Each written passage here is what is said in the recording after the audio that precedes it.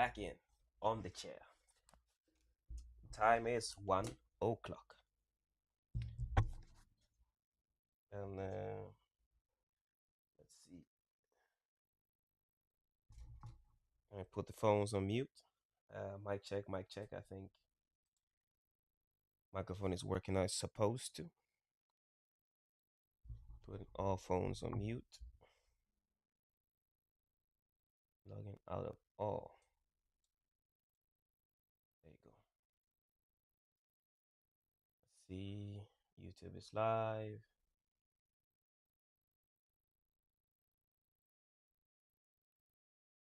This is why I need a manager. And there's some people who wants to view this live, so I have to share the live to a couple of family and friends. Let's mic check and see if the sound is crispy. It's good since uh, the microphone is new, so I can't really tell. This is the first time trying it, so I hope my sound is good, not too loud, not too low. Let me hear myself. Hold on, people. Let me say something, then I can hear myself.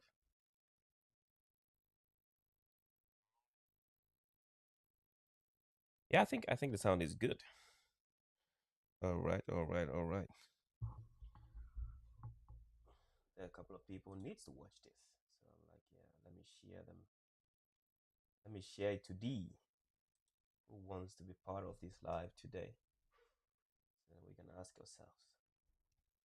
Topic of treaties. I hope Scott is gonna be online. Let me share it to Scott because he's the one who requested this topic anyway.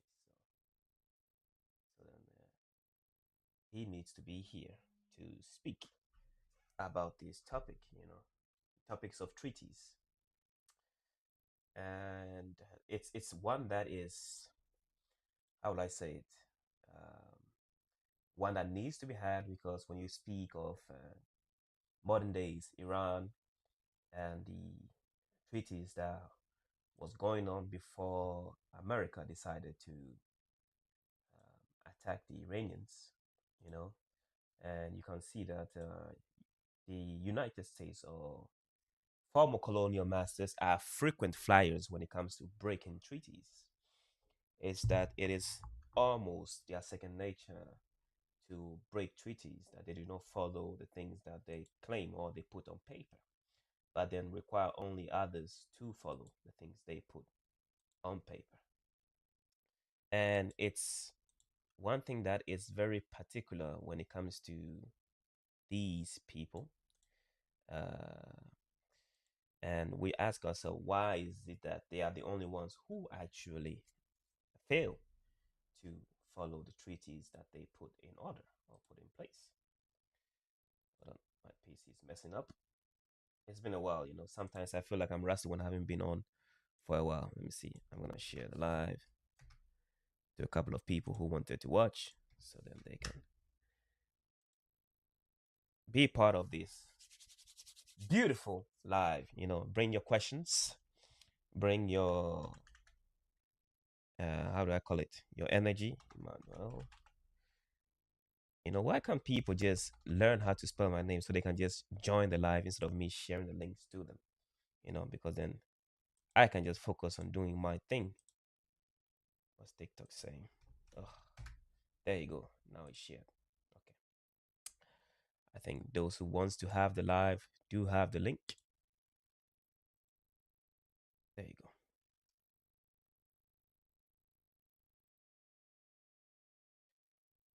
All right, people.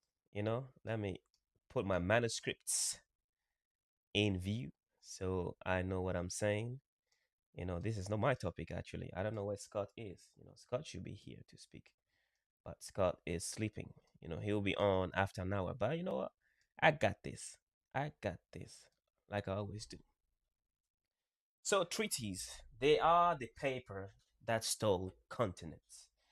It is one thing that is the reason why the world is the way it is. Europeans constantly speak about things like paper, treaties, documents, agreements. We had an agreement. but in retrospect, it is one thing that usually only applies when they need something. And we should ask ourselves, why is this so? Why is it that we, the global south, or the majority of the world, that are not superpowers or do not make these treaties, often follow these treaties blindly? Why do we always keep our word where the former colonial masters do not keep their word? And it's one thing that I need answers to, and I think we need answers to, as a group of people who have been dealt with uh, in many, how we call it, harshly, by these people who put forth these treaties, and I'm talking about treaties when it comes to land ownership, that people will come and then claim that, hey, I'm from the Great Britain, I have been ordained to acquire this land, or we have an agreement in terms of resources. So when people agree to, let's say, trade, then all of a sudden these agreements gives legitimacy to other activities, and that is what one thing that is shameful and is very detrimental to the global south. So then I ask myself, why do we keep uh, holding our end of the bargaining? Why do we keep uh, honoring those agreements when those who put those papers in action do not honor their side of the agreement? You have to understand, in many cases, and I see you, indigenous mama. How do you do? Hello, hey, Hanawashte. Hey, how Oh, have you been? that's just good morning. Hey, that's just good morning in my language. Okay, thank you. It's always nice to learn new languages. Are you Mm-hmm. from Canada? I think you were from Canada or No, no, I'm from South Dakota, South born Dakota. on the reservation and everything. Yeah, and, Correct, and correct, correct. yeah. So, So so, I mean, from the yeah, I'm from the lower 48. uh-huh, uh-huh. I see, I see. I'll bring it back because I know the call it Native Americans, as they call them, the Red Indians, are people Mm-hmm. who signed multiple treaties with the Americans or the British settlers, and the British Mm-hmm. settlers couldn't hold their end of the bargain, and then we have the situation that we have today. So hold on, Okay. let me warm up the crowd a little bit, then we'll come back when we start answering the questions, Okay. so you can bring back your inputs. So to for us to understand the emotional landscape of these treaties, we have to understand, or we should look into today, like the end game, the end result of what these treaties brought to us. And we can see that it has brought to us the shorter end of the bargaining chip. We see in places like Afghanistan, we see in places like Pakistan, we see in places like Nigeria, we see it in places like Sudan, we see it in places like Somalia, where when people of indigenous background do sign treaties with their former colonial masters. Burkina Faso, I have to say, and mainly all the former French colonies are still even paying, France for damages that they think or they believe was dealt to them. It's like, how do I pay you for colonizing me? It doesn't make sense. So yeah, they are still paying these countries for the wrong that was done onto them. So these are the things that we should take into consideration when we see the aftermath of these treaties that we have agreed upon. And on the board, we see questions like, should broken treaties be honored today? And the second one is, can people consent to decisions made without them? Should broken treaties be honored? Did I? Okay, broken treaties is it's not the same question. It's almost the same, but in the difference. Okay, should broken treaties be honored today? And I'm talking about treaties that um spoke on human rights, for example, or promises that people were supposed to get something they didn't get.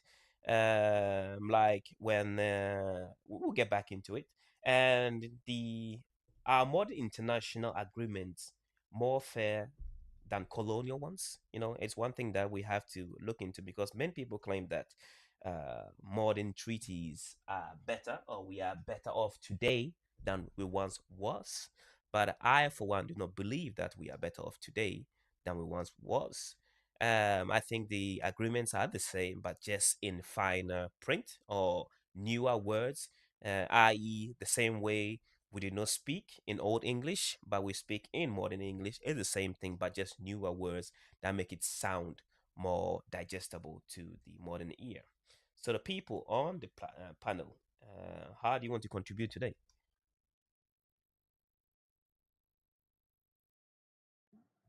Me? Yeah. Okay, so I'm Ogallala Lakota and Arikara.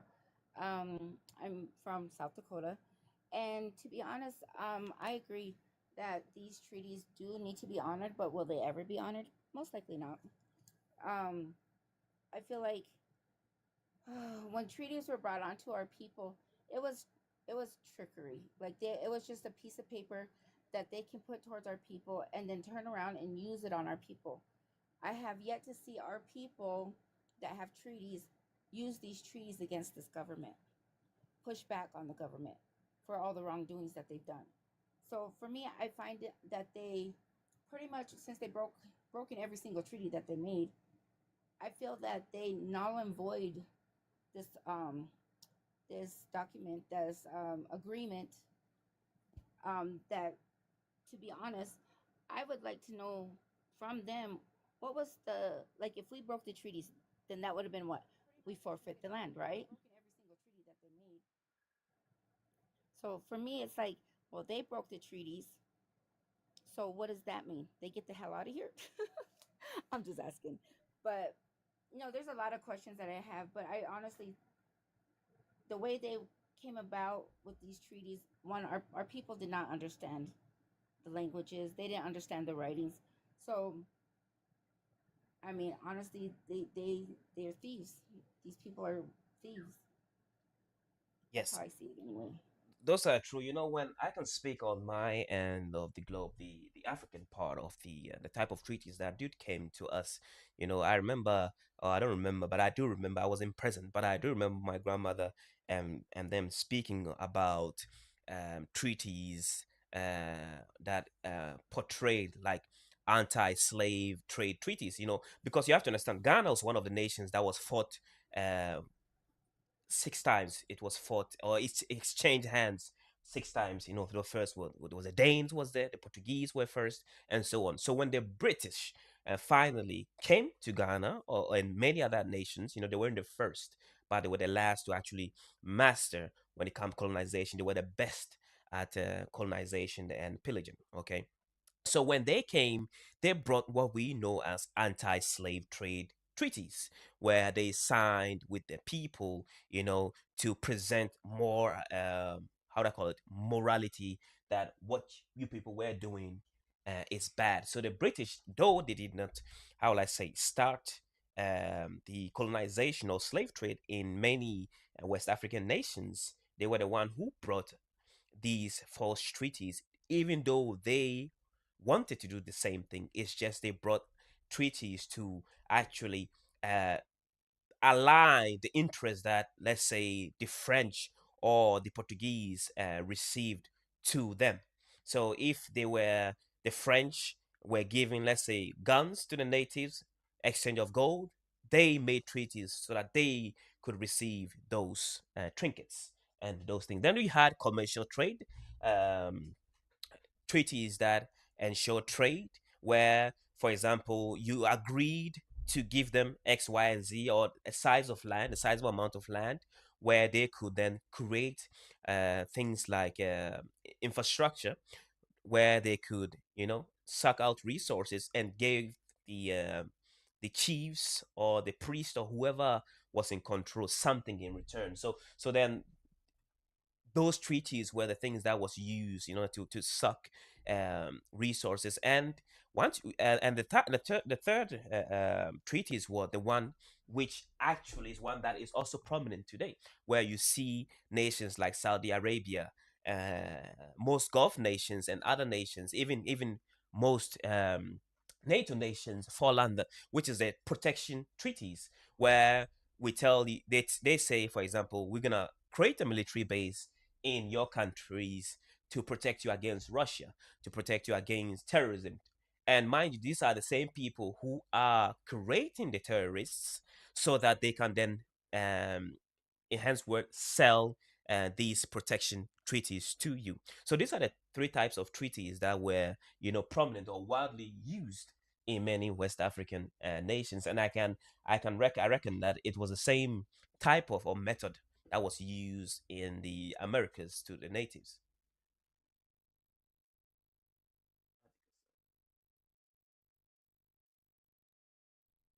Supreme Law of, is it Article 17 of what law?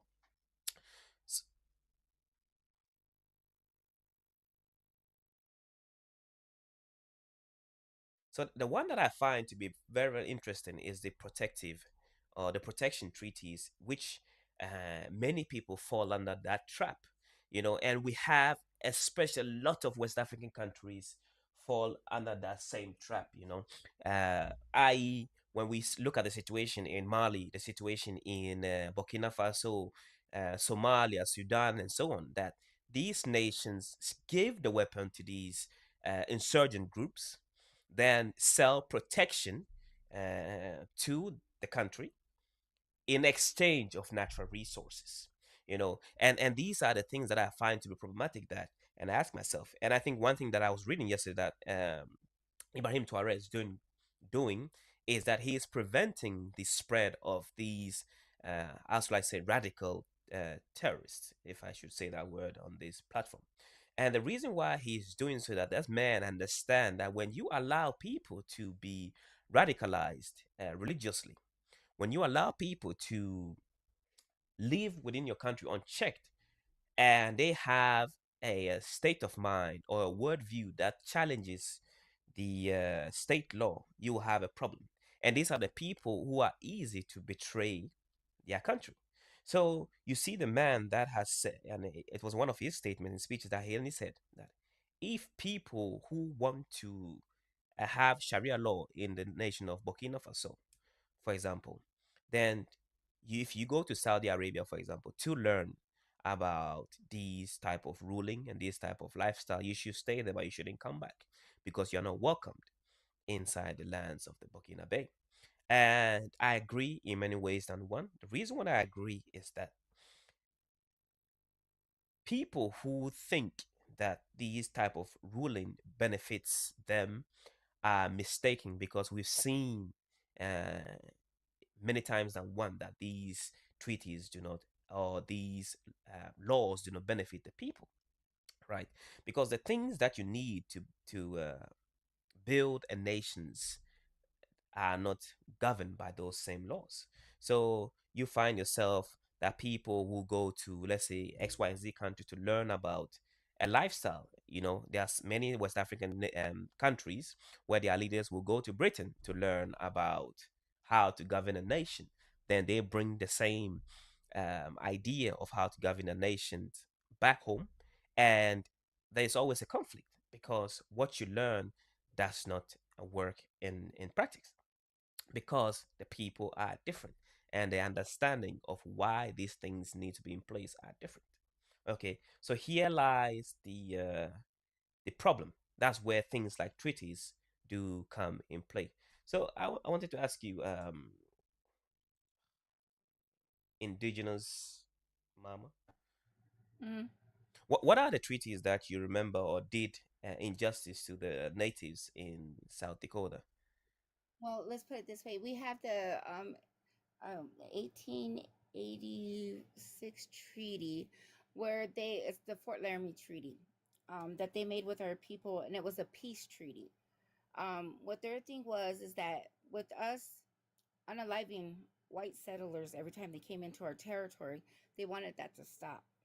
So what they did was, okay, we'll give you all this land. This is all your land, mind you. They're pushing us out of our original territories, right? Giving us all this land, and that's yours. And you could do what you want in there. That's yours. Nobody can come in there. If they're settlers, you handle them, and get them out of there, right? until they found gold in the Black Hills. Now they wanted to push us further out. And to this day, it's still ruled by the courts that those Black Hills, that's our sacred lands for the Lakota people, they ruled that those lands are literally our lands. But what did they do? They took a bunch of money, threw it in a trust, and said, "There's your money, take it." We don't want the money. It's still sitting there. It's in the trillions of dollars now. We're still not taking it. We're not going to take the money. We never will. And that's on principle. So for us, we've been pushing back against this government forever. And to be honest, they've broken every treaty with pretty much every tribe, even down to our southern relatives, the ones that you all know as Mexicans or Mexico. Those are also our indigenous relatives. So even them, they broke a treaty with them. So for us, we're just tired of the hoopla, and we need to start looking at these treaties and holding them accountable. And I think that's what needs to happen all over the world. One, don't make treaties with them because they lie. They lie. They do this for profit to take resources, and they don't care. They don't care who they hurt. They don't care what it does to us. Our people are literally the poorest tribes in the lower 48. The Pioneer Sioux tribe, well, the Pioneer tribe reservation, sorry, is the poorest tribe in the United States in the lower 48. And the reason behind that is because we're the ones that defeated the United States, the cavalry, twice. And we still drag their flag to this day. We're very proud of it. But my thing is, why would they let our people even flourish when we're the ones that gave them that shiner they can't get rid of? So I think our people need to keep pushing back, look at those treaties, and start using these treaties for us and against them. It's time. You And I mentioned think everybody needs to do that. Everybody needs to do that all over the world. And if you don't make a treaty. Literally learn from us. Don't make treaties because they lie. you mentioned something about was it 1800s, and that this Yes. treatise was from then, right? Yes. And it takes my mind to the the Europeans, how do I call it, innate right to feel like the doctrine of discovery, where Mm-hmm. and I think that was the legal foundation that gave the right to theft, in form of treaties, and that's what gave them like the how will I say it, the urge or the They gave them the right. They thought they had the right to do it. But as of recently, the Pope denounced the doctrine of discovery. He denounced it. So with that, what does that mean? What does that mean for our people? Like, since he denounced that, what does that actually mean for us? Does that make these treaties null and void? People think with us fighting for the land and saying we want to be the stewards of this land, we want to take care of this land, because all they do is ruin it anyway. Where are our children, our grandchildren, and our future generations going to live if they keep ruining the earth? You know. So for us, that's what we fight for. We want to be the stewards of this land, and we want to make sure they stop doing what they're doing. You know. one thing is that when you see when you look deeper into history and those who were affected by these treaties, you see that these are people Hmm. who didn't originally subscribe to any religion, be it Christianity, especially Christianity or Islam. That Right. since these people who pillage hold the view that it is their God given right to go out in this world Hmm. and spread their religion, and then take whatever they wanted because it is their trophy or their spoils of war that God allowed them to have. And I think these are the dangers of people who hold this view. And back to what I was speaking about, Ibrahim Touare, of him trying to suppress people who want to spread such ideologies, both directly and indirectly. I'm going to mute you just for a second.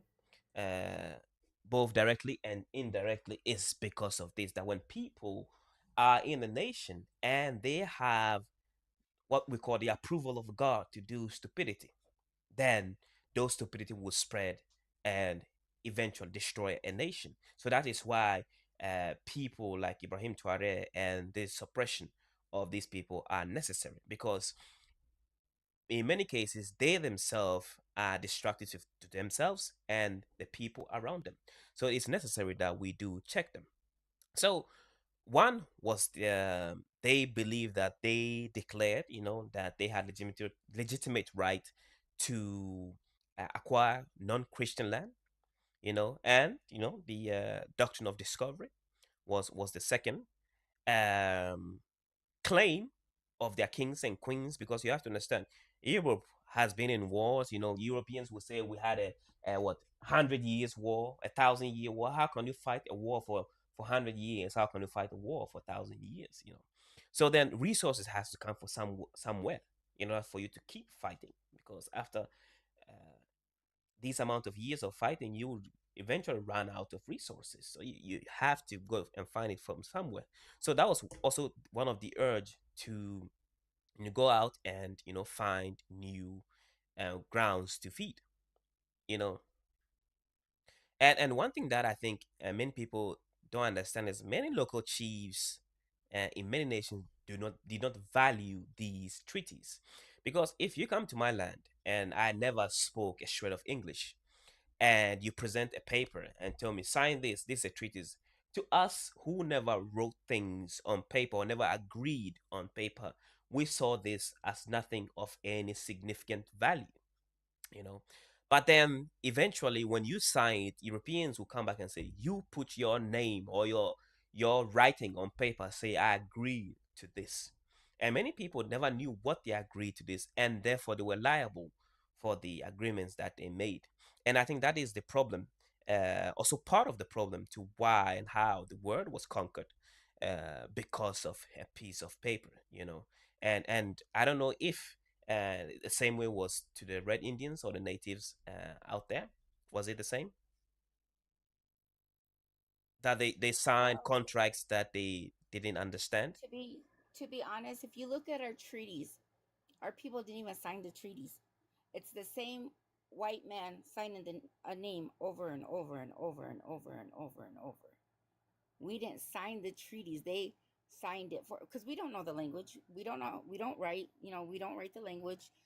Um, so for them, they were like assuming. I would get. I'm for me. I I honestly I gotta be 100. They literally stole this land because how are you gonna have people signing treaties that don't even understand? And don't even they didn't even write their name on there. But you guys are going off of that treaty. So my people need to just fight. but I but don't but know. the intent was to steal, and that's the thing that Yes, many of us yes, fail to understand, that the intent was to steal. So now that we understand the intent, so how do you gain back what was stolen from you? And I think in many cases exactly. that is why and how people that lost a lot are not willing to do those things, to do the despicable things, to steal back, because that's the only way. You have to, when it comes to these kind of things, you have to fight fire with fire. You have to fight fire with fire, and that is the only way. Let me greet. Let me see who just joined. How shall I refer to you, Vaughn? Good morning, Good Vaughn. morning. Is good. Van? Oh, Good morning. Yep, Van is good. Van is good. Okay. How do you do, Van?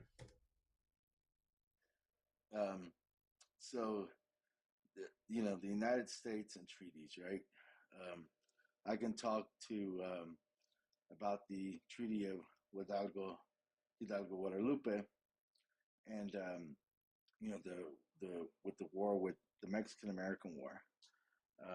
As you probably know, the treaty was completely broken several times, and so technically, since the treaty was broken about a year ago, Claudia Sheinbaum, the president here of Mexico, filed a lawsuit with the EU and with the International Criminal Court, basically showing the facts that the money was never paid. They were supposed to pay $15 million at that time, back in 1848, 1860s, and that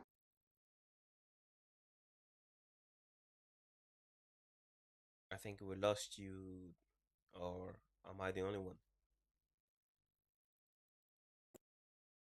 Yeah, I think he received the phone call. Yeah, I didn't know about that part about Mexico suing. That's a step in the right direction. No, but a lot of people, and as I say, have tried to sue, but it's like, how can you ask, your the person who stole from you nicely? And that's the problem. The fact that when you sue is another way of asking nicely to get what they took from you back, you know. And they can decide if and when to give you that, you know, because you have to understand, when you sue somebody, you take them to court, and the court system is the same thing that they created. So since they created the court system, how do you think the court system is going to favor you when you did not create those court systems? And it's one thing that we have to understand. Well, let's put it this way: when it comes to us suing the United States, right, for because of these treaties and stuff, nobody will even pick up the case. Nobody wants to go against the United States. Why? I don't know. Big bad United States, I guess. I really don't know. The reason why no one goes against United States is exactly because of the treaties. Like the petrodollar is a form of a treaty where, though the United States or many nations do not have, let's say, or United States don't have the capacity to produce natural resources to back their dollar, they've made it a global norm where, in order to buy crude oil, you have to use the American dollar. And that's what makes the American dollar valuable. So this is treaties. Nations that try to break those treaties end up in war with the United States. So you find people like, if China wants to go out or break these things, they were sanctioned. You have people like Cuba, nations like Cuba, where you see they're heavily sanctioned. Venezuela, where they just snatched their leader. Was it Venezuela? I think it's Venezuela, where they snatched Maduro, and so on. But Yes.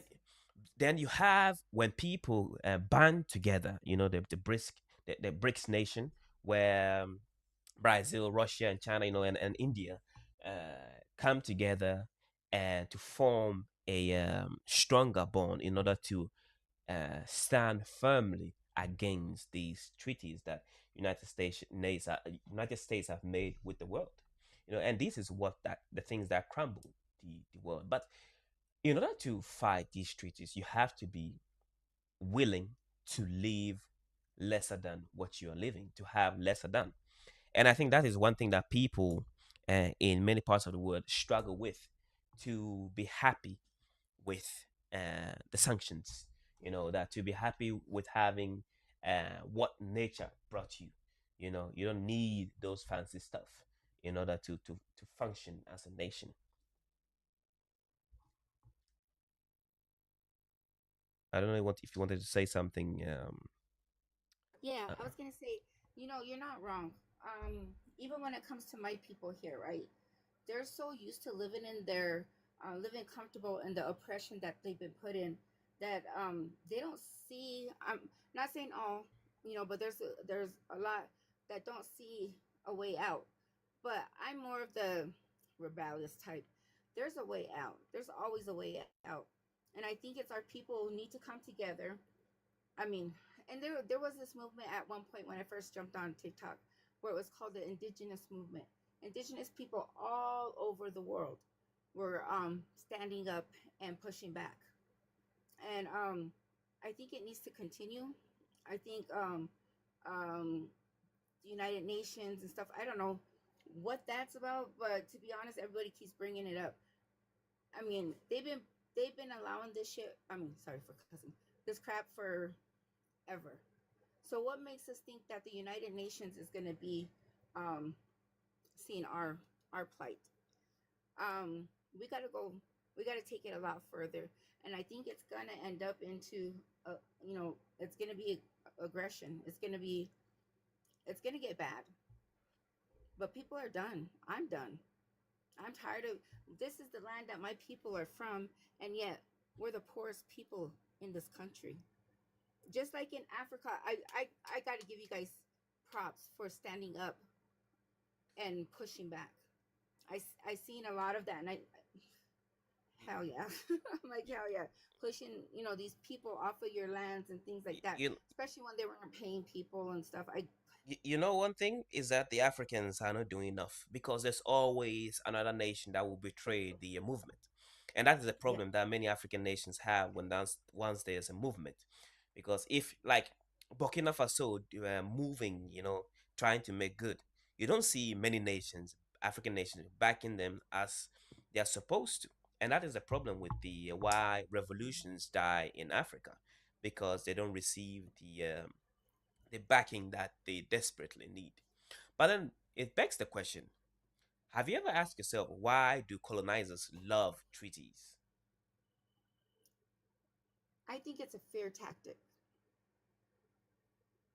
I honestly think it's a fear tactic. I personally see them as weak. They're weak. I mean, they're unfair. They're weak people, and they lead by. Well, let's look at our ancestors for one. They weren't on that level of fighting. Well, let's say they didn't have the power, like the pew pews and stuff like that, to fight back. But if we're being honest, the our people, if they would have came together, I think they would have never had a chance. You know, just for the fact that, come on now, they stood there in front of each other and you know, shot at each other.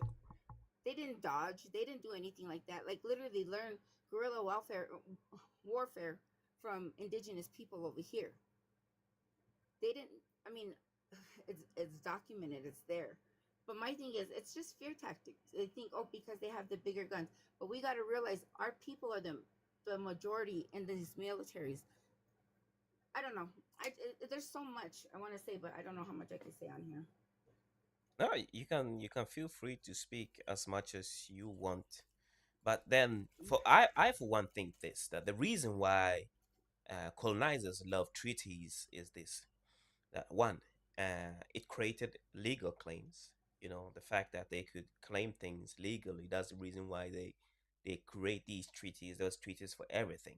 So then, in case there's a dispute, you remember this agreement? That's why today we have policies, those are also forms of treaties, terms and conditions. So in case there's something, they can then claim you signed to this uh, when you started using this app. You signed to this when you bought this item.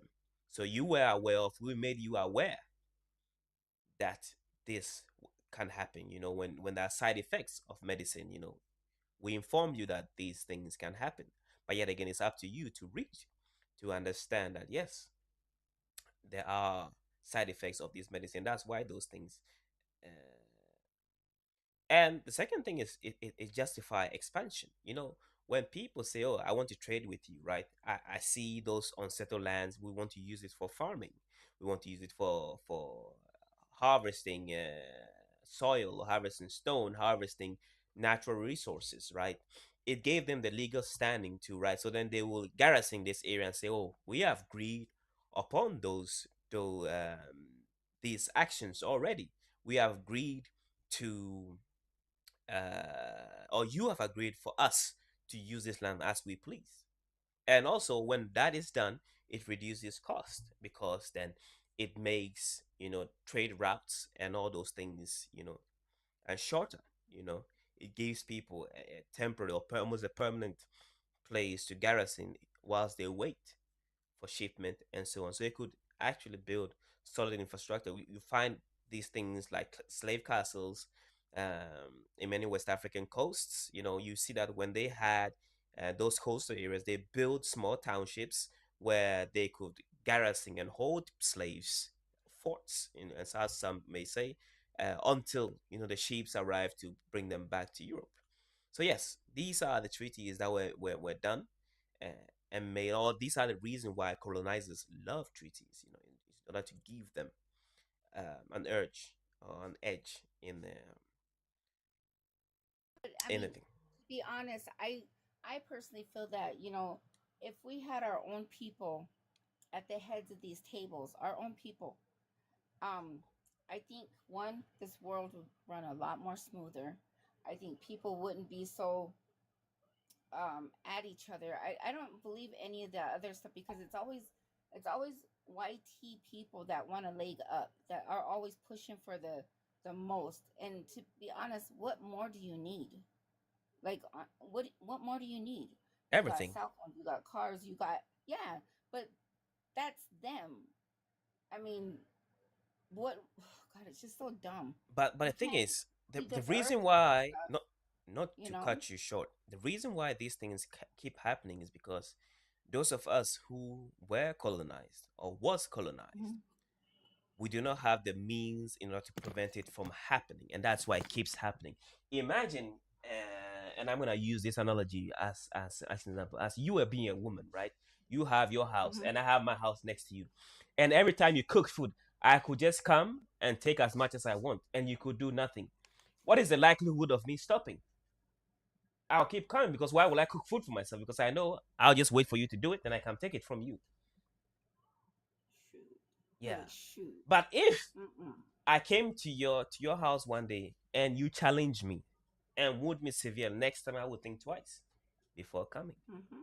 Yes. And since we are incapable of uh, standing our ground, that is the reason why they keep not honoring their end of the treaties.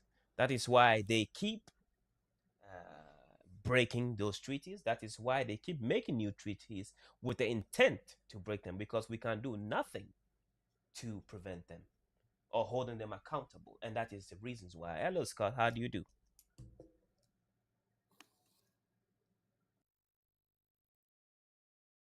Yeah, Scott is just waking up. He needs to warm up his voice.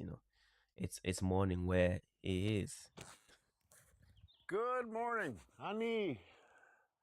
It is early. I don't have a coffee into me yet, but uh, yeah, no, good to see all you guys. I'm reading the questions today.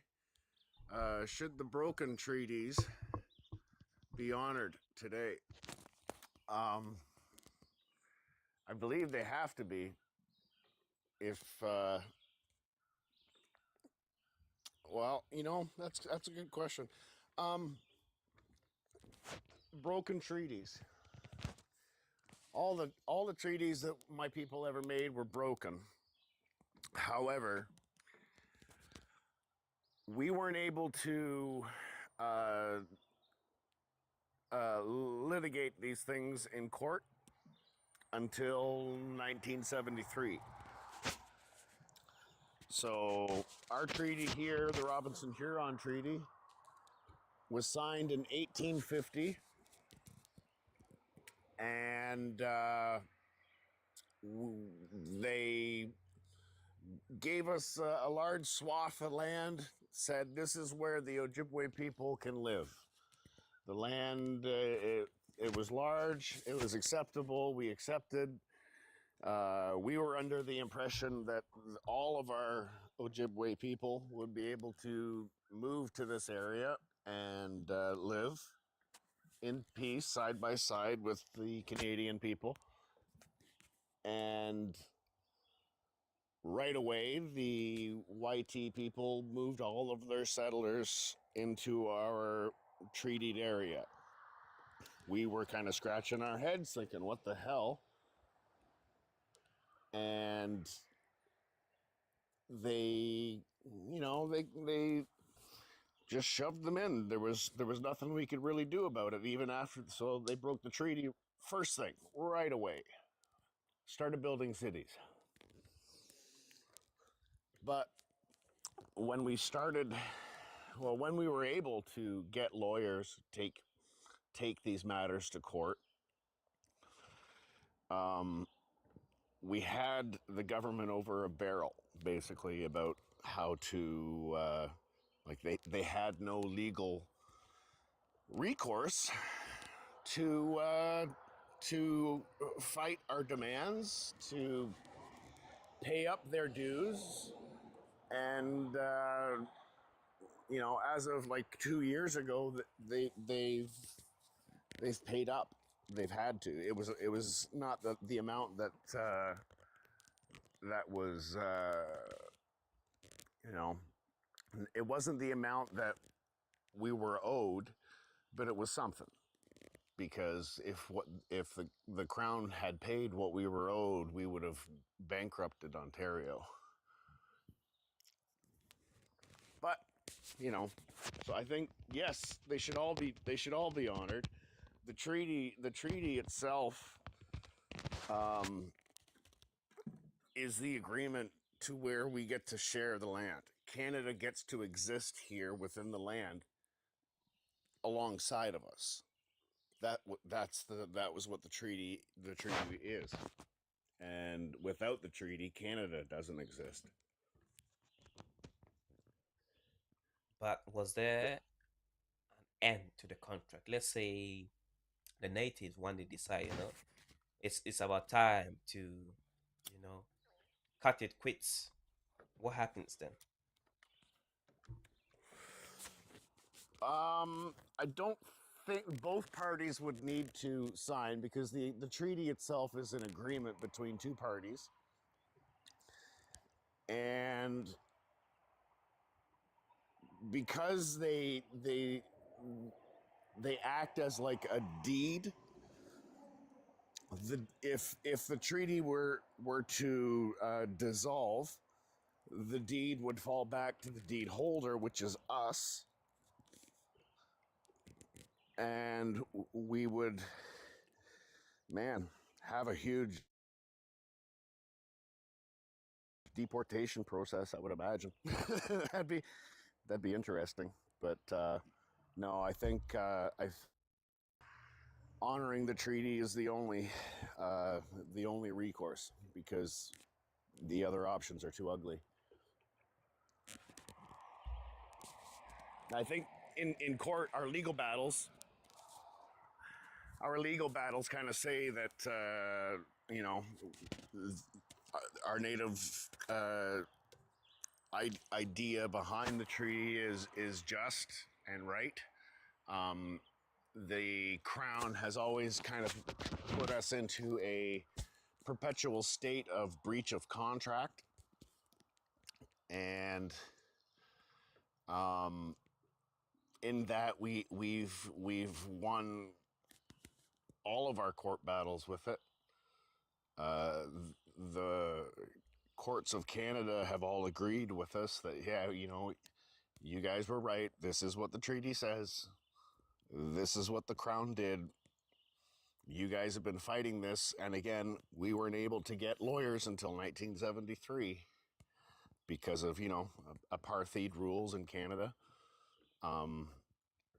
So once we were able to, we've had the Canadian government over a barrel with these with our demands, with our rights, with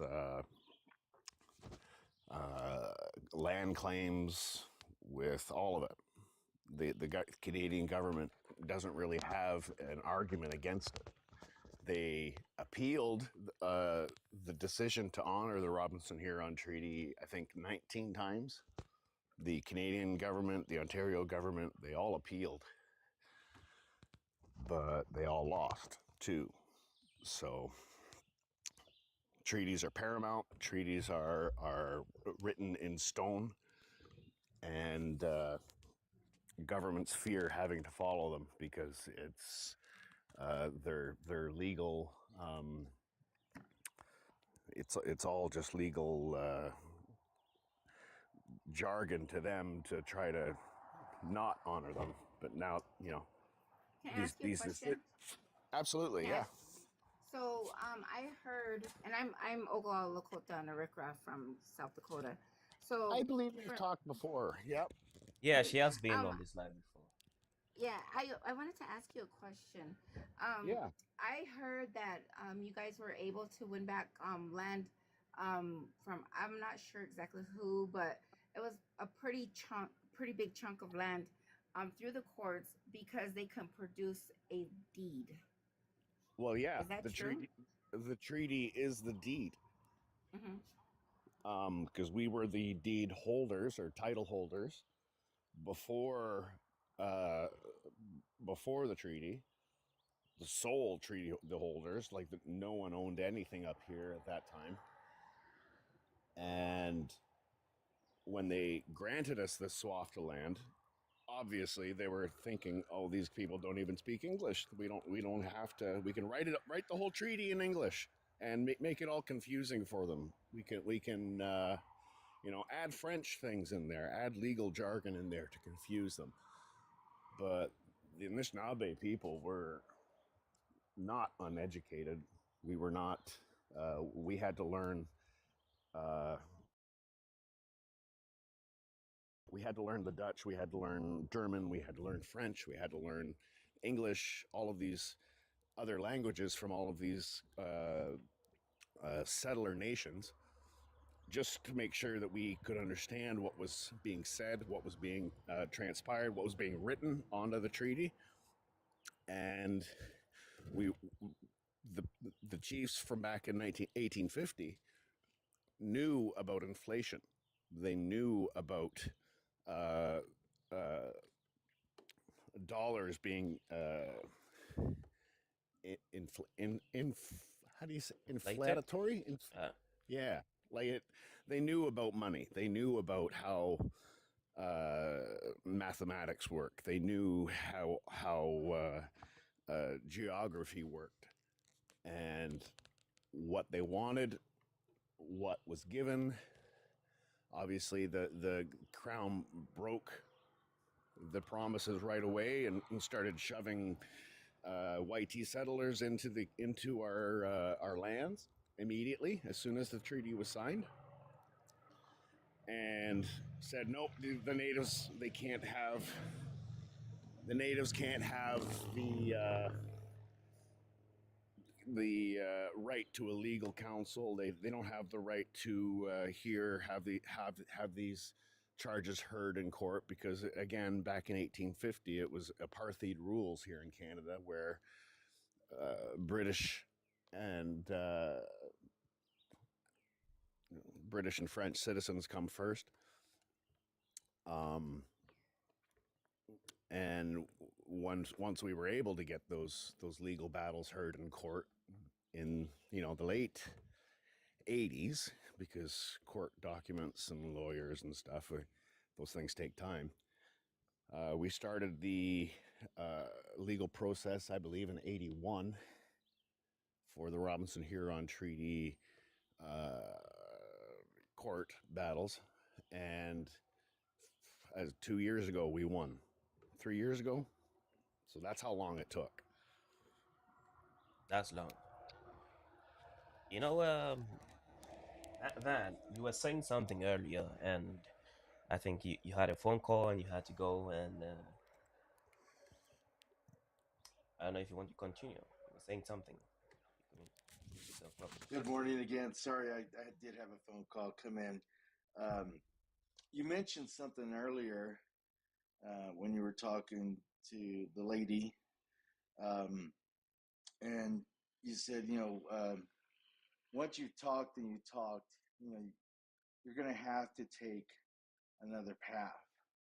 And I'm a Mexica, Mexican, Chicano. I was born and raised in Texas, and now I'm living here in Mexico, in the capital, in Mexico City. And I was very surprised that the Mexicans here in Mexico, in Mexico City, um, basically have been talking about this for since the Mexican American War ended and the treaty was broken. And so I have a group, an organization called Make America Mexico Again. And our frame of thought is that I would rather have a government that looks like me versus a government that does not look like me, right? And I look Mexican, right? And so we know that it's really going to take a revolution. It's going to take a war every time. And if you think about this, all throughout history, I don't care if it's in the Americas, in Africa, in Europe, in Asia, anytime anything significant was changed, including the United States, it took a revolutionary act, right? No taxation without representation, 19, July the 4th, whatever, right? The American Revolution against England. Uh, so we know for a fact that more than likely it's going to take some kind of armed protest and what have you, and that's a fact. The United States, even though they broke the treaty with Mexico, they're never gonna, they'll just keep us in court. And Claudia Sheinbaum, the president, has started that process, the legal process. But once that runs out, once that's taken its course, it's going to become armed conflict. And right now, there are 40 million Mexican Americans born and raised in the United States. And they're killing my people. ICE, immigration, what have you. They're, I don't know, you've seen in the past 2 to 3 weeks, they've unalived 3 Mexicans, and they were not even the people they were looking for, right? So this has completely gotten out of hand. Not only, were treaties broken, um, but since then they've been trying to get rid of us. In the 1930s, they had what was called the Repatriation Act. And then in the 1950s, they had what was called Operation Wetback, where the last one in the 50s, they deported to Mexico over 3 million Mexican Americans born and raised in the United States. And they're and again, you see it happening now. And of course, the reason why it's happening is under the disguise of these people are illegal and so forth. Well, the reality is that the people they're arresting, like 90% of them, are not illegals. These are Mexicans born here or Mexican nationals that got their citizenship. And if you have your citizenship and your paperwork, or your driver's license and what have you, they can target you very easily because they know where you're at. The illegals, they have to go find them. They don't know where they're Mm. at. So for the numbers that they were trying to obtain, they would basically just cast the net, and whoever got caught got caught. I myself, back in November, was deported by ICE to Mexico. They pulled me over. I showed them my American passport. I showed them my driver's license and my birth certificate, because as a Mexican living in Texas, you sort of grow up knowing that you better carry your identity, your paperwork, because you could, clearly be railroaded, which I was. I'll never forget the ICE agent said, "Oh, okay." He takes my passport and he says, "Oh, no problem. Just show it to the judge, and they'll let you go." I never saw a judge. I never got due process, and I got very sick because I'm diabetic, and I got arrested in August. So 4 months later, in November, they put me on a bus along with a whole bunch of other people, and they took us to the Mexican border, and they made us cross what's called the International Bridge into Mexico, and they did it at gunpoint. Right? These officers had ICE officers, immigration had AK-47s, that kind of thing, and they treat us like animals. Um, the whole time I was in the detention center, I kept yelling and yelling and arguing with people, saying, "I'm an American citizen. I'm an American citizen." And they clearly didn't care. So, when will this revolution take place? I can't give you a date. Um, right now, we're creating awareness, and we're creating knowledge and support. You know one thing. We Sorry to cut you short, and I'm speaking of the revolution that you are talking about.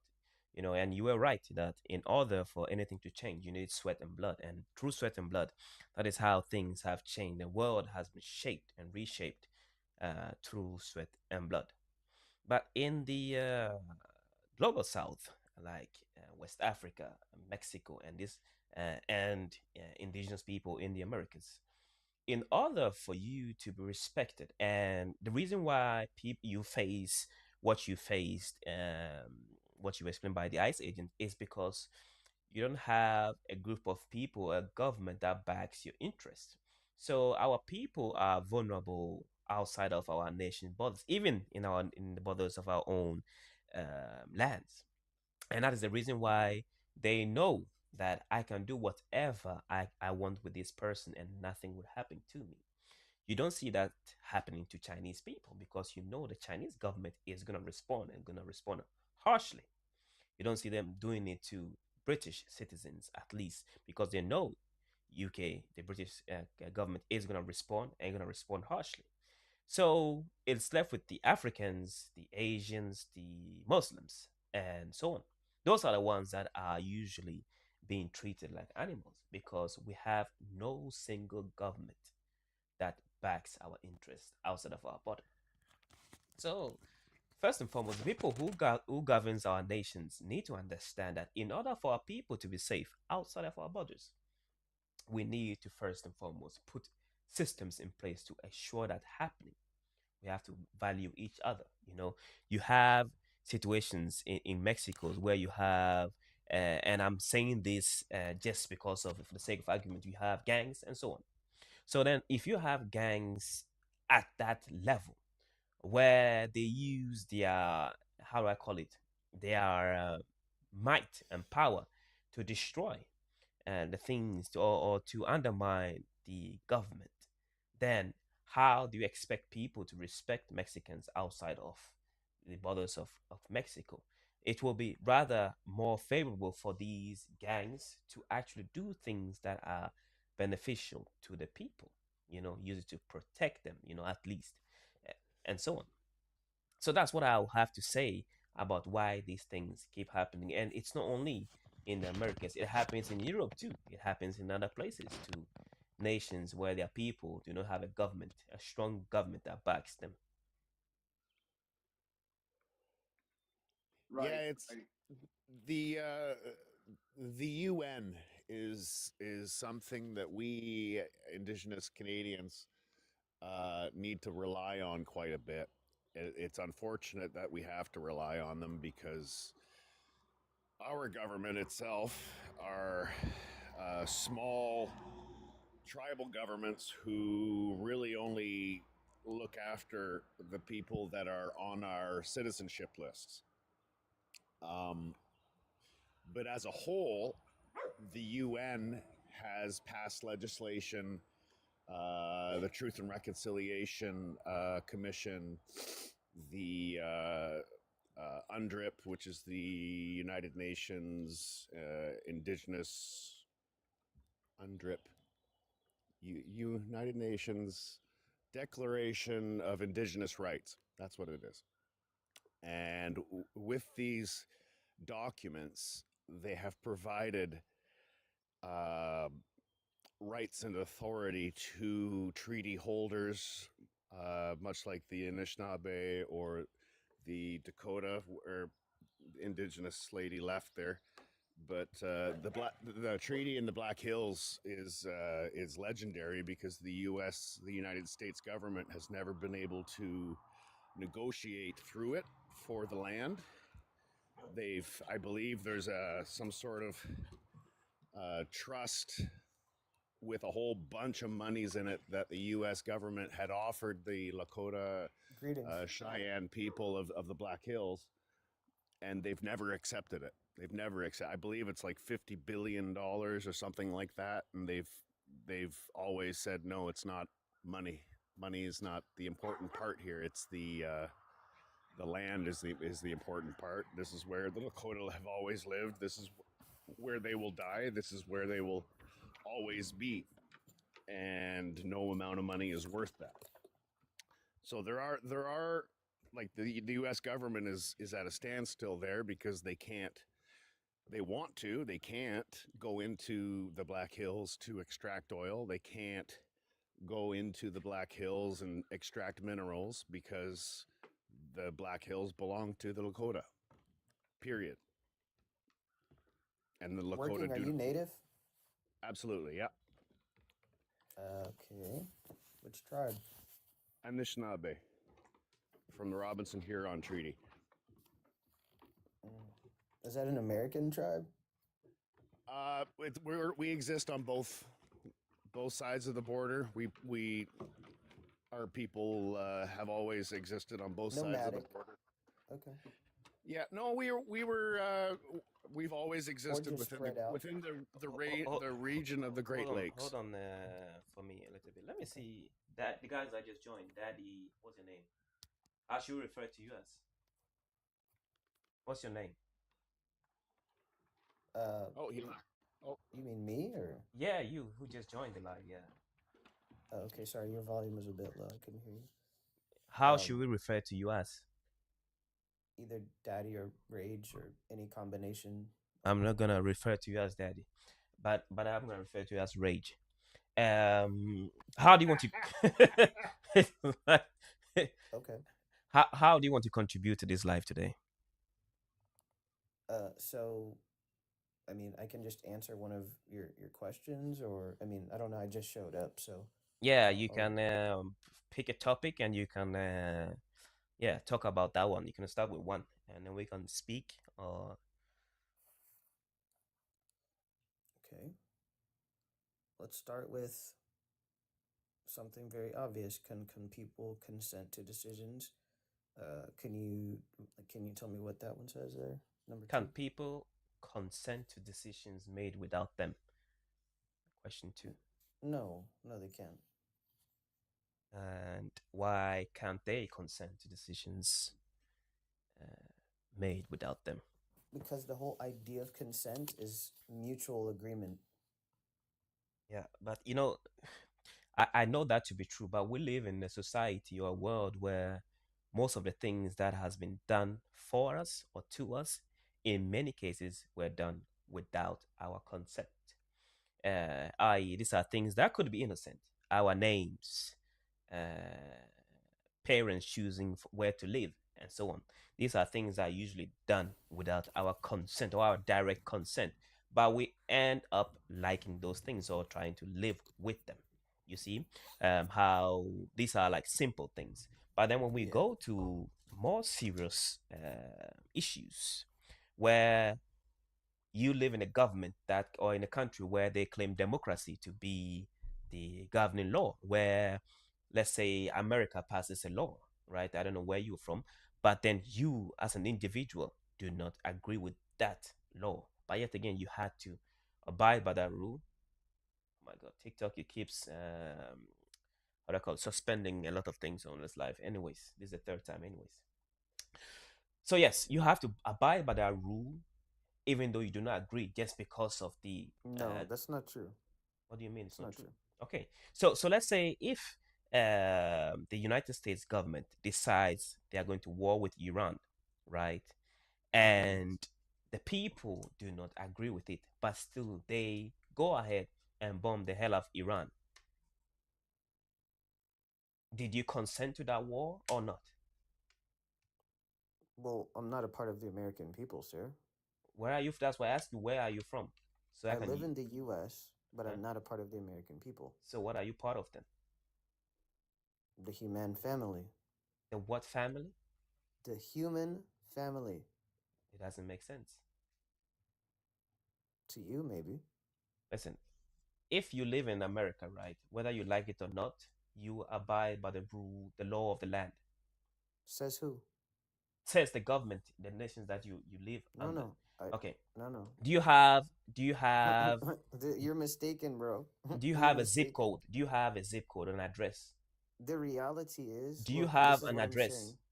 Of course, Okay. Why do you have an address? because I chose one. You chose one. Okay. Yeah. Do you have autonomy over the lands that you live on? No, neither would I want autonomy over land that I Why live. wouldn't you want autonomy of the land that you reside on? Because, first of all, I don't um, need it. That's the first thing. Um, but as a person that believes in spiritual teachings, um, land is something that is for the community at the end of the day. For example, if I was the last inheritor and let's say I passed away, right? My body ceased to exist, right? And I was the last person on that land.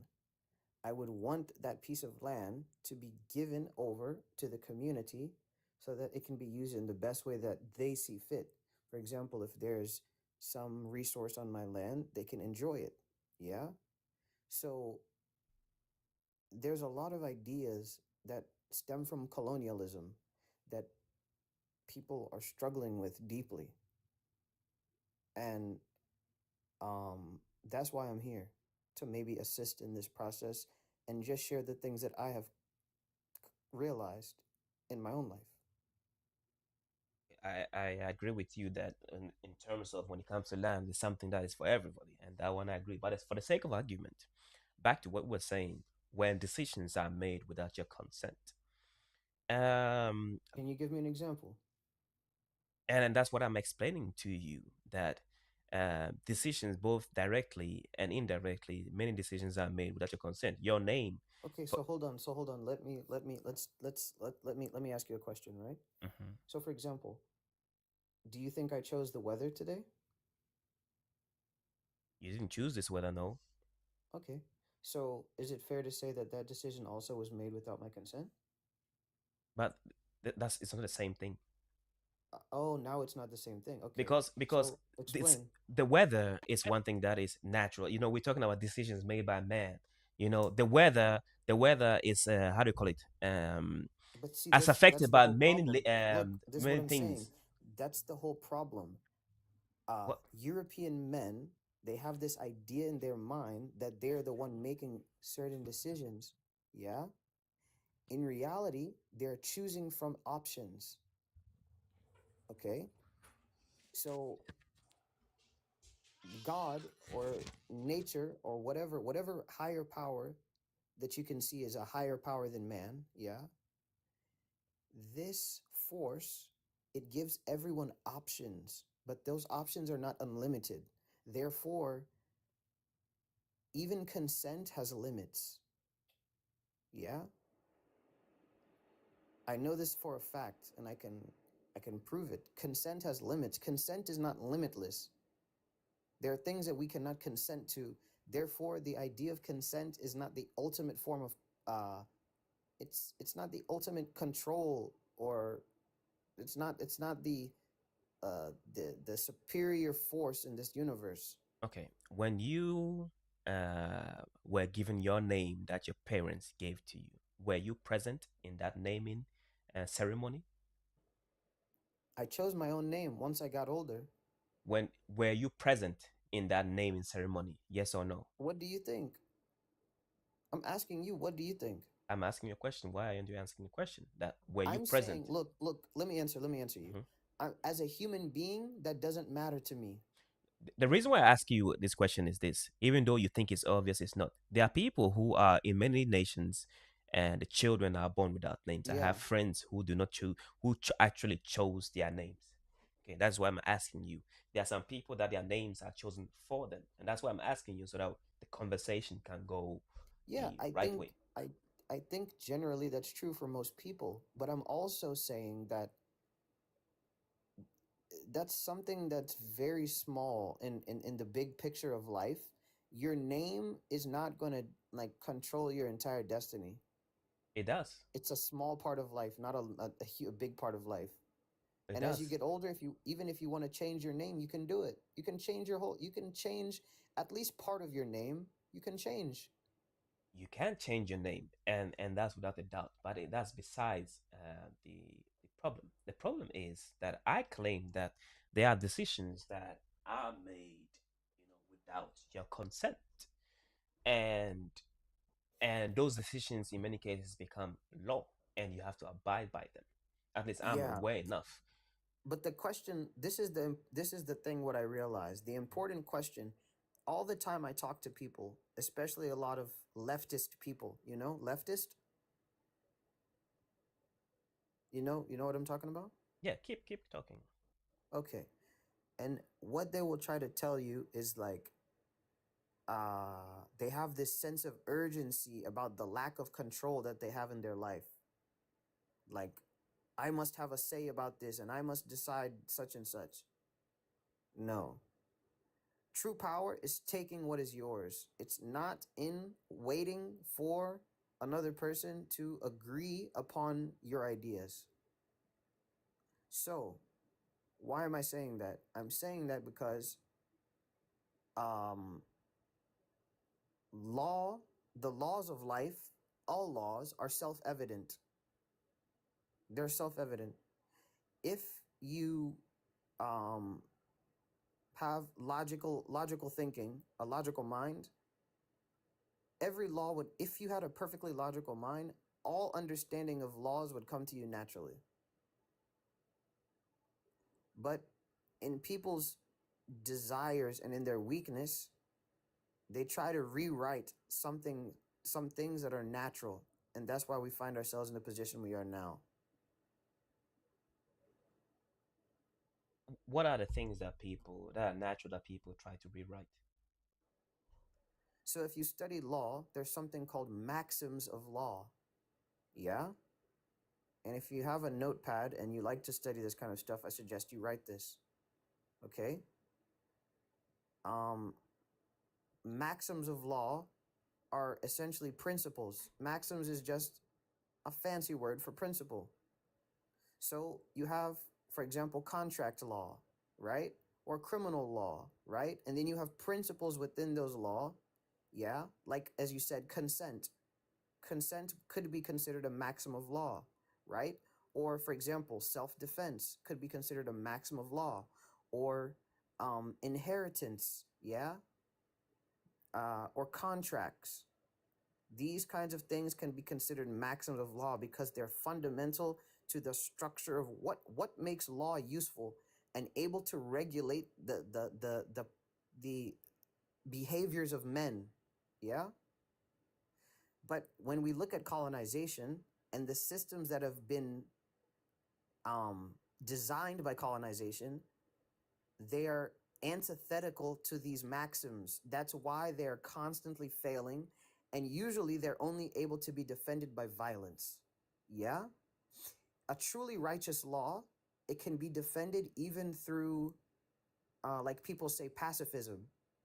Yeah? Because look, if you're just an enemy to everything that is good and righteous, I can just sit there and you can do whatever you want. And in reality, the world itself is going to punish you in a sense. Yeah? Because you're um you're resisting everything that is trying to support you and help you. So, if I could interject here, um, currently, right now, we have an issue of treaty in Alberta, where decisions are being made without consent. And he see, I understand what you're saying, but consent in itself is a maxim of law. Yeah, Yeah, that's what I that's said. what I said. Yeah. So in Alberta right now, we have this group of we could call them Canadian, but they're not Canadians. They're like uh, American bots who are Mm-hmm. purchased and created by a private corporation called Centurion Project, Uh-huh. who are advocating for the separation of Alberta. Now, they're really pushing this. They're trying, the Americans are trying to annex a portion of Alberta for Alberta's rich oil reserves. And So corporations. what's your Now, hang on a second. The Just hold on. Just corporations, hold on. Let him. yeah, the corporations are really pushing this.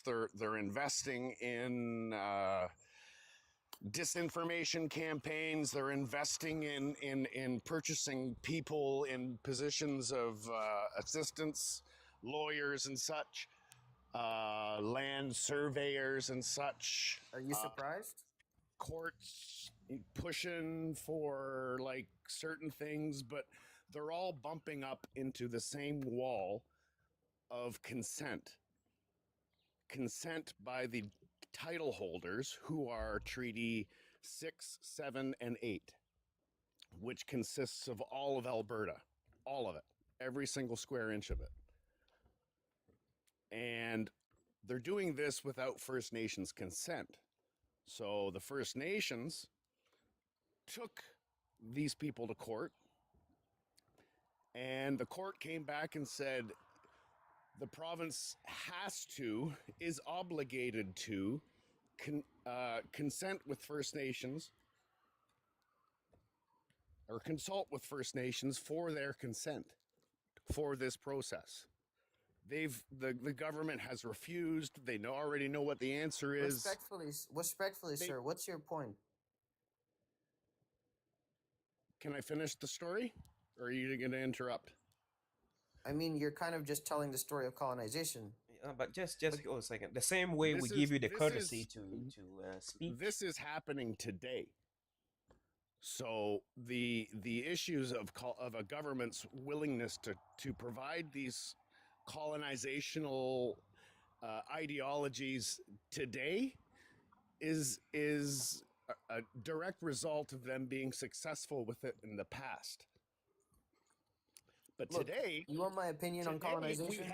We have these maxims of law that we're pushing, that we are holding on to and winning with, and still they push through it. So it doesn't even, the legalities of it are, it's a moot point because they want to do it. So the want of one side versus the wants of the other is where the battle continues, and that's where it's always been. The problem now is that we, the First Nations people, have the ability to get lawyers. We have won court battles previously, so we have the money to invest in these battles. It's a war chest, we call it, where we pick and choose our own battles, and we fight them in court, and we win because the treaties exist. No, well, the treaties are concrete that cannot be broken. You're using their own weapon against them. Exactly. The court and the legal system. That's all it is, really. They gave people money, and you're choosing to use some of that money to fight back. Yep. I wanted to ask you a question. You said something, Rage, about your opinion on colonization, and if you don't mind, you can share your opinion on colonization. Yeah, this is what I think is the ultimate kind of truth about colonization as of today. The reality is that colonization first showed up to the African peoples. Until the world respects and honors the lands and the cultures of African people, the anti-colonization efforts will always fall behind. Because the first, other than the physical conflict, meaning the colonizers pulling out weapons and being violent, other than that, the second thing that they did was they established a racial hierarchy. That's the second thing that they did. I would say that I would even argue that they did that before they introduced religious institutions. So the reality is that everywhere you go in the colonized world, that they put so-called black people at the bottom, and they make a tier system, and they incentivize people towards proximity to whiteness. Yep. They say, look, the closer you are to being white, the more that we will listen to you and the more we will compromise with you. But So they have to I enshrine think, that in law. I'm sorry. They all enshrined it in law. Yeah, that's They correct. right. Okay. Good. Keep going. So I'm just saying that for me, when I talk about things like colonization online, unless we're talking about physically going and resisting, or, truthfully, at this point, realistically, you're kind of just setting yourself up for attacking people.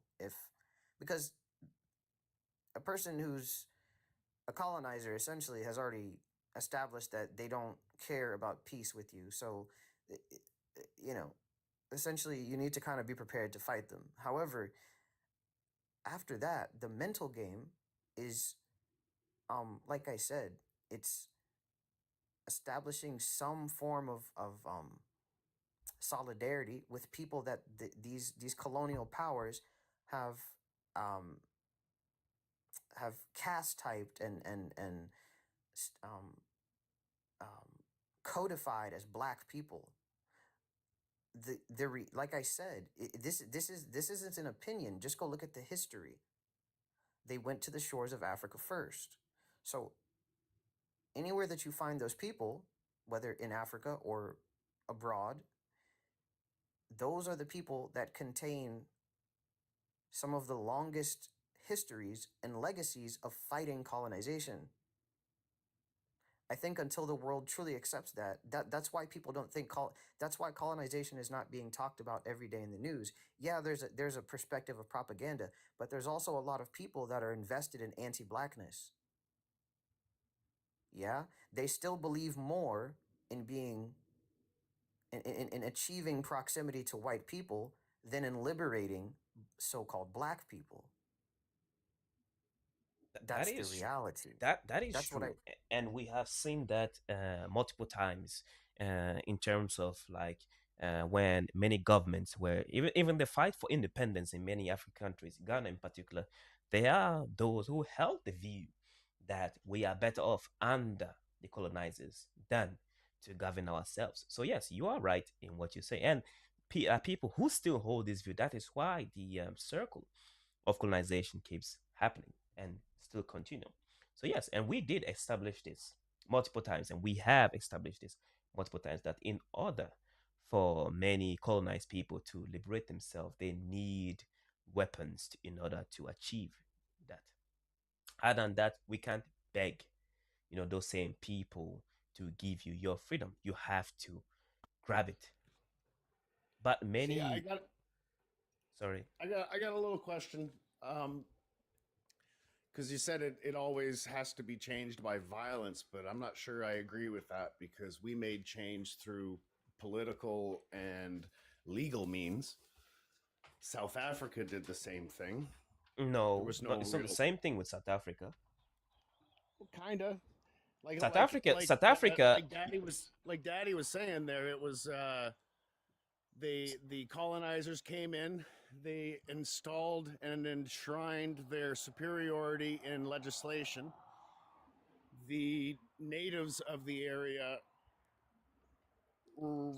after years of living under this and understanding what it was, fought against it in the international courts and won via uh, human rights violations and identifying them. Um, the international courts had to intervene in the apartheid systems, and the natives won that battle. Very costly, but won, you right? have to understand one thing, Scott. When Sure. some people are doing you harm, right? If you don't take up arms, let's say defend yourself immediately. Let's say I come to your place and start slapping your face, right? Right. And the nearest court system is 100 kilometers away, and I keep slapping your face, you know, on the way to the court system. How confident are you that you won't get fed up and start hitting me back? Because if you're gonna Right. wait for people to go to court. Mind you, apartheid ended years after, the violence on both ends. But it's how it ended is my question. Uh-huh. Did it end? It was done in peaceful protest, and then No, the apartheid side of things beat down the protesters, shot the protesters, did all these violent acts towards the people who wanted the change.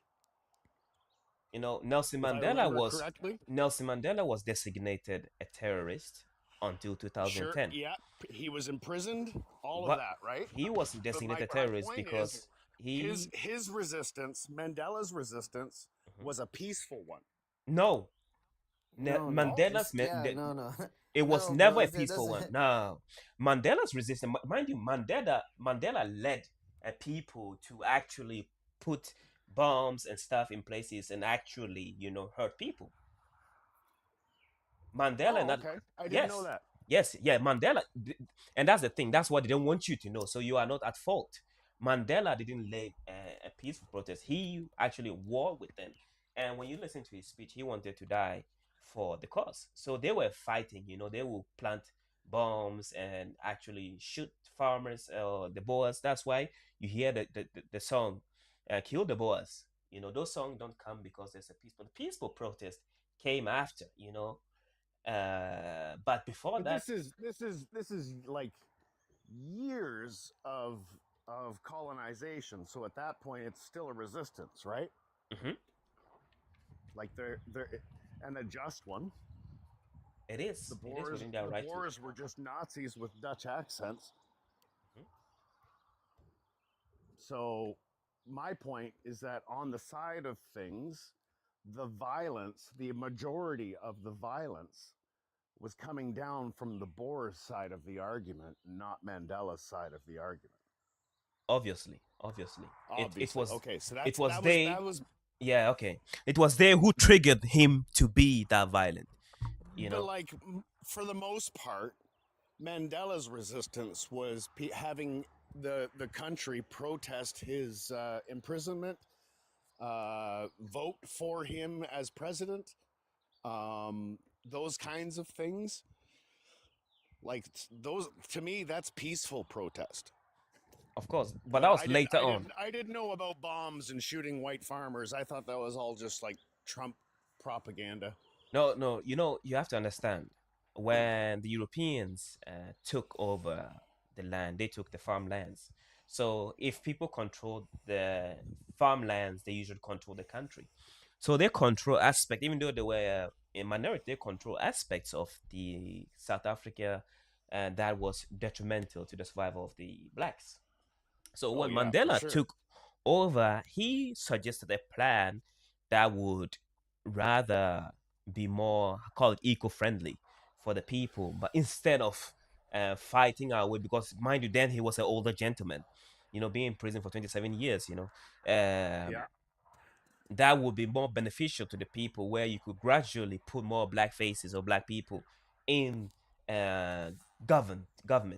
That was the sure. idea, but that was after he took But command.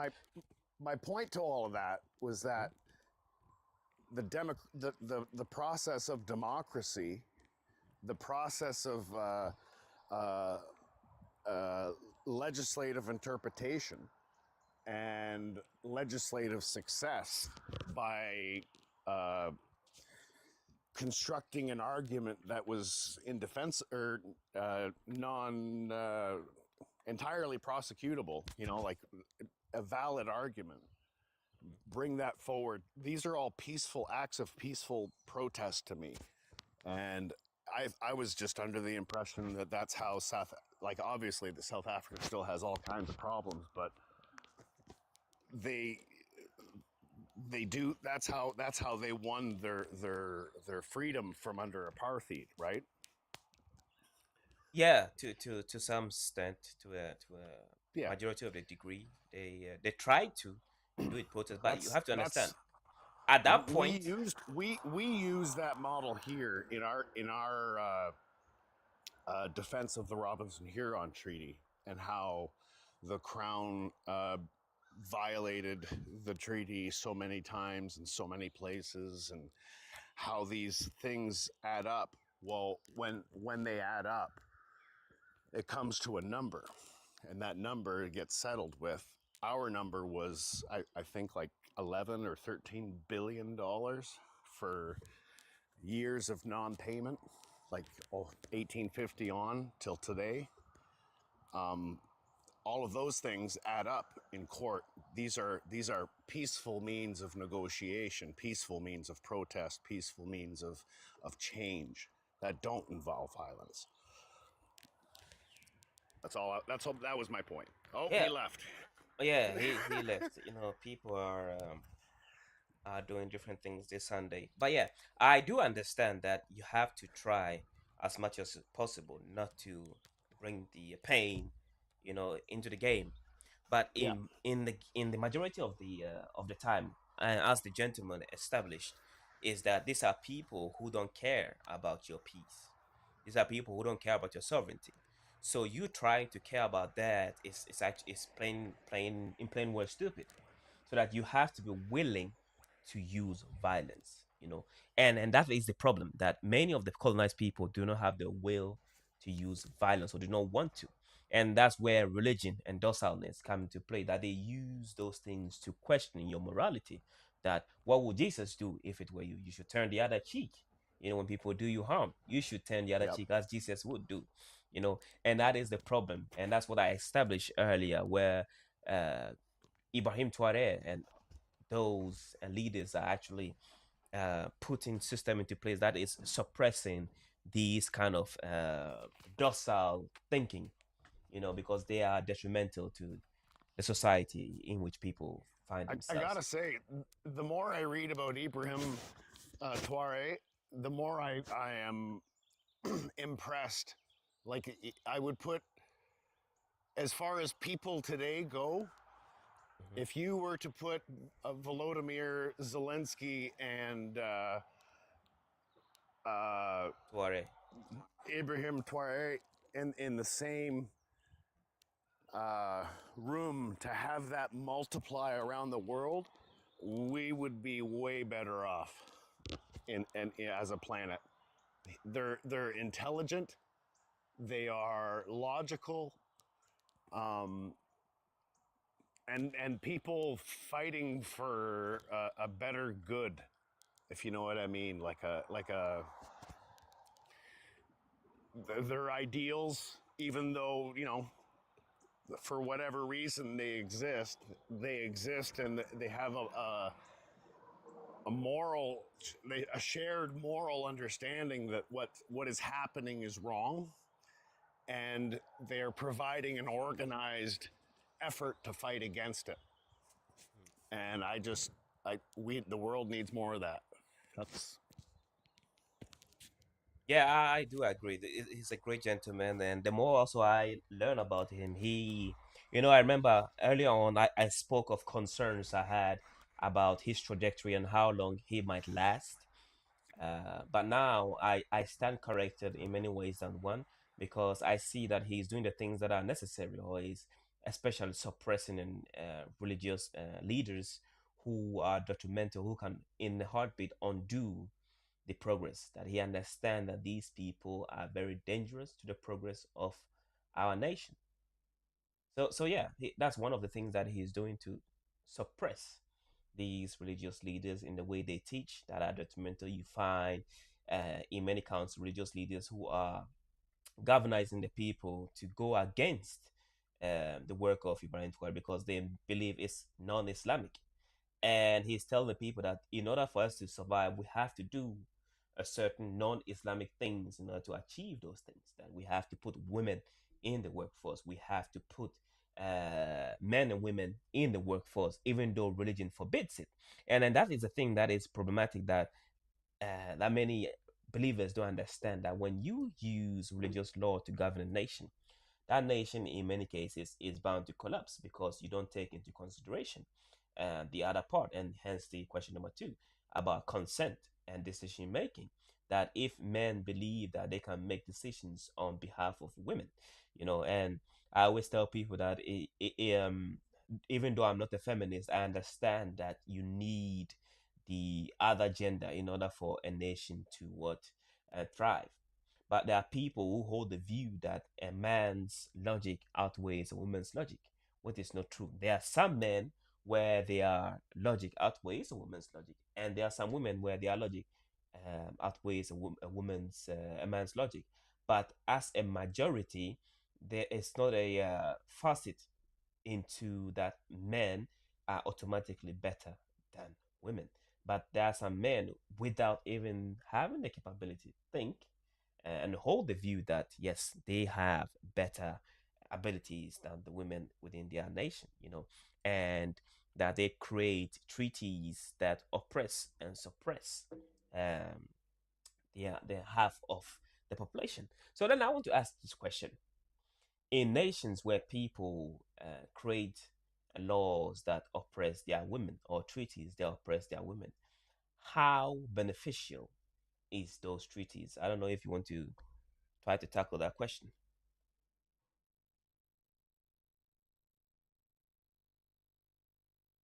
Oh shoot, had the mic muted. I'm trying to repeat the question. I'm saying when people live in a country where they create treaties or laws to oppress, let's say women, or let's say a group of people within their nation, uh, how feasible are they that they can function without those people? How firm are they in their decision making? Well, I guess for a short time, history would prove that it's somewhat successful for them for a brief period of time. But when the inequality shows itself, again, history would prove that it's fightable. And when people when people create laws that oppress, laws that make a certain group lesser than, or religious countries who already have that notion kind of ingrained in their book, um, it only lasts for so long because the oppression always gets to a point where people say enough. And when they say enough, all of a sudden war breaks out, things happen, the worldview gets to see it, especially nowadays with technology being the way it is. Um, it Things change because of the oppression. So I think it's like, what's that word? It begins with C. Contradiction. Complementary. Okay. They work. It's a symbiotic kind of yin yang thing that when you oppress a people, those people rise up because inequality is inequality, and if it's not fair, it's not fair. International courts um, talk about these issues, and then solutions are kind of found that way, legislative solutions, and with those change. This is why countries that refuse change, like Russia, Israel, um, in some cases, the United States, their refusal to change that they've ingrained into law becomes oppressive in of itself.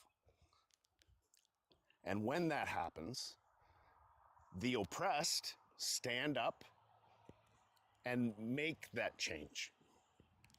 It's happened throughout time. No, And I'm pretty sure that's the process. I wanted to say something. Maybe it's a correction of what you said, and I think uh, nations like Russia are not opposed to change, but they are opposed, or the oligarchs are opposed to change that do not benefit them. And I think it's the same thing with They're oligarchs. yes, Yes. and the same thing Yeah. with America and any Yep. other nation where they oppose change that doesn't benefit them, but they do support them eventually when they see the benefit of supporting these nations. Okay. And I would tend to agree. However, in cases of like Russia and today's America, you're looking at kleptocracies, not democracies. And in kleptocracies, crime pays. So it's that's a whole other perspective to life, because people, honest people like you, like me, like, you know, people like us, we don't legislate things to thieve from people. We don't think about, you know, we're it's not our priority. Whereas when you exist within a kleptocracy, that is your priority. How best to get things from people. And when that's your priority, you oppress. You oppress the people you're stealing from. You oppress the people you are fooling into helping your agenda, your ulterior motive or ultimatum. They work in a world of criminal compromise, where they'll find compromising material to get you to say these things. You know, that in itself is too oppressive to exist for too long. And I think Russia's learning that. Mm. No, I think what the fuck is motherfucker calling me while I'm live, man? Anyways, I think Russia, right, for example, and places like Iran, Israel, and those things. These are people that are very aware of things that are happening in the world, right? And places like Israel, the difference or the situation between the Israelis and the Iranis is this. And it also lies with treaties where you have one end that are presenting one side of a treaty where the other end do not agree. Then you ask yourself, to why do they agree? Because first and foremost, it doesn't benefit the other end. Because Iran, the treaties, if they are supposed to put forth a treaty, it will put forth a treaty that will benefit them, because no side will concede to the other, and that's where you have a problem. So Iran understand that you have to build a nation that is able to hurt your oppressors, and to them, America is their number one enemy. To the Americans, Russia is their number one enemy. So then you see that there's no direct, how to Did say, you say frenemy? no enemy. Because I think maybe right now, normally you would be correct, I think, for the United States that Russia would be an enemy. But in today's America, I think it's more friendlier than that. You think the Russians and Americans are more friendlier than? Well, let's say the Russians and the Republican Americans, Mhm. because America is not a, they're not a country that is they're left and right, but at the same time, it all depends on how far and who's in office. That's the whole point. They're supposed to ride that fence post on both sides throughout time to make sure that everybody is looked after.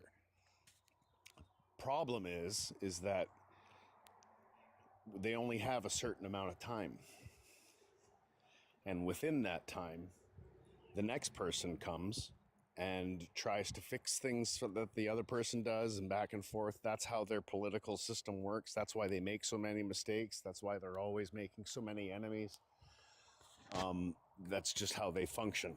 That's the way their system works.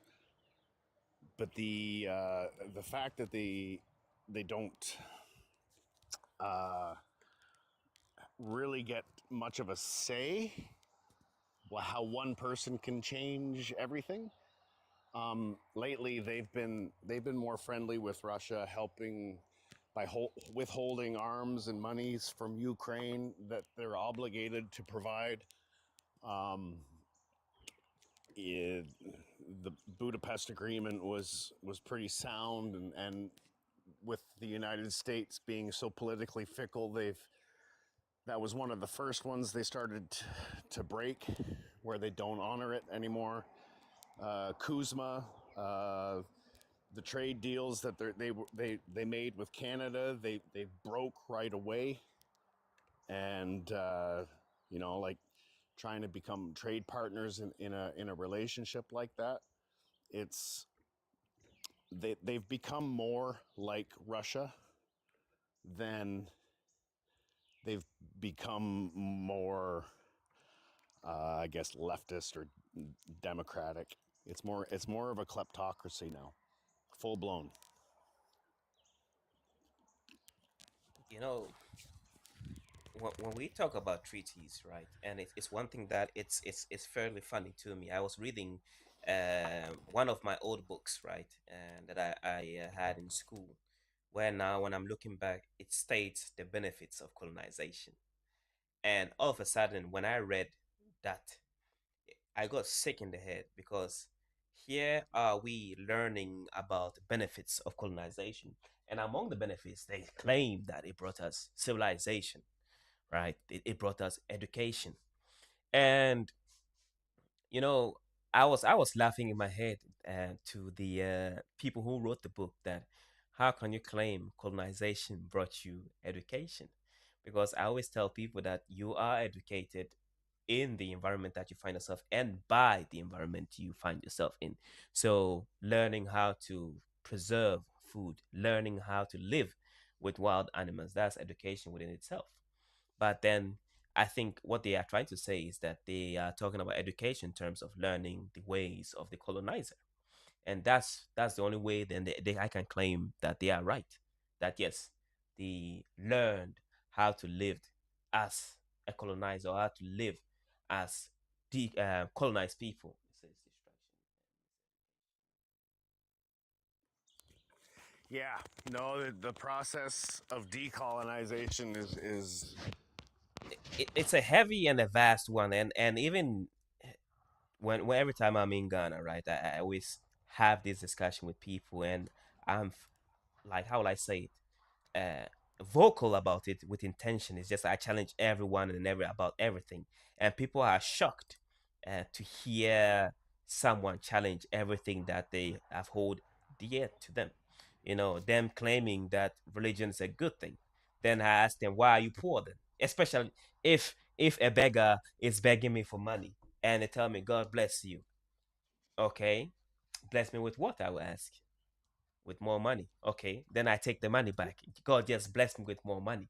Then all of a sudden they are shocked that I just did that. I'm like, yeah, you said God bless me with more money. And if I take money back, I just got more money.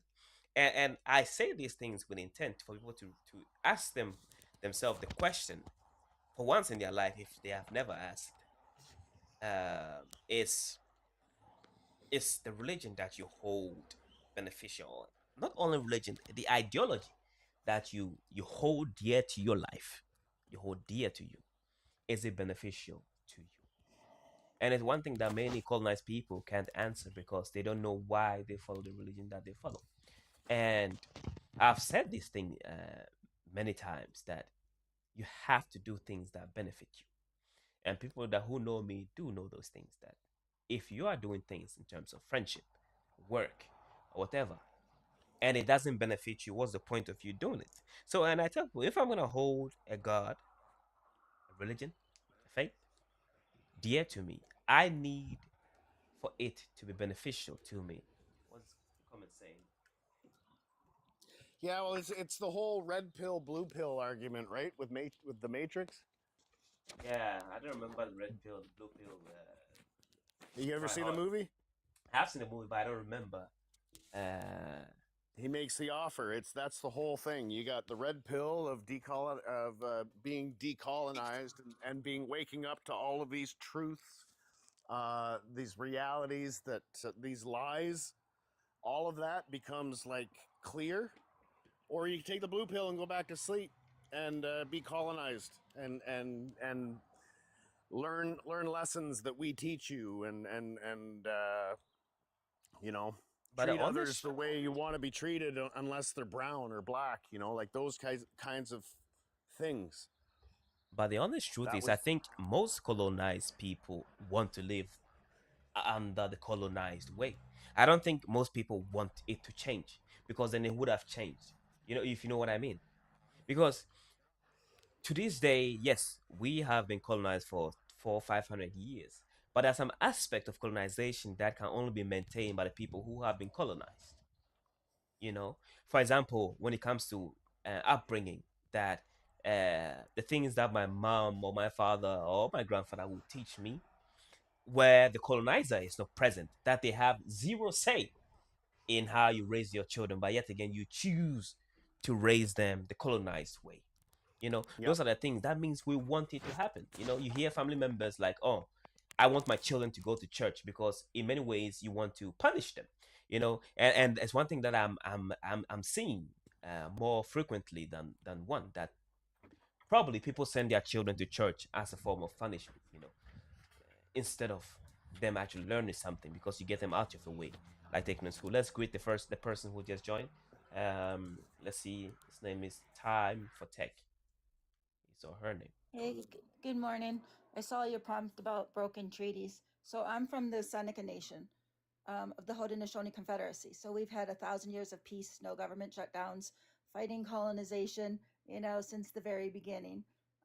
Have some of the oldest treaties, the 400-year-old treaty with the Dutch.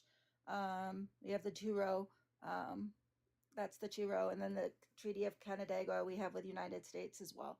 Um, and so when you were talking about colonization, it's a level of comfort and a distraction that people have been totally disconnected from the land and everything that sustains them for free. A lot of people don't realize their responsibilities under the original treaties with the 576 sovereign nations still within the United States, the over 200 that are up in Alaska, even more in every colonized country around the world.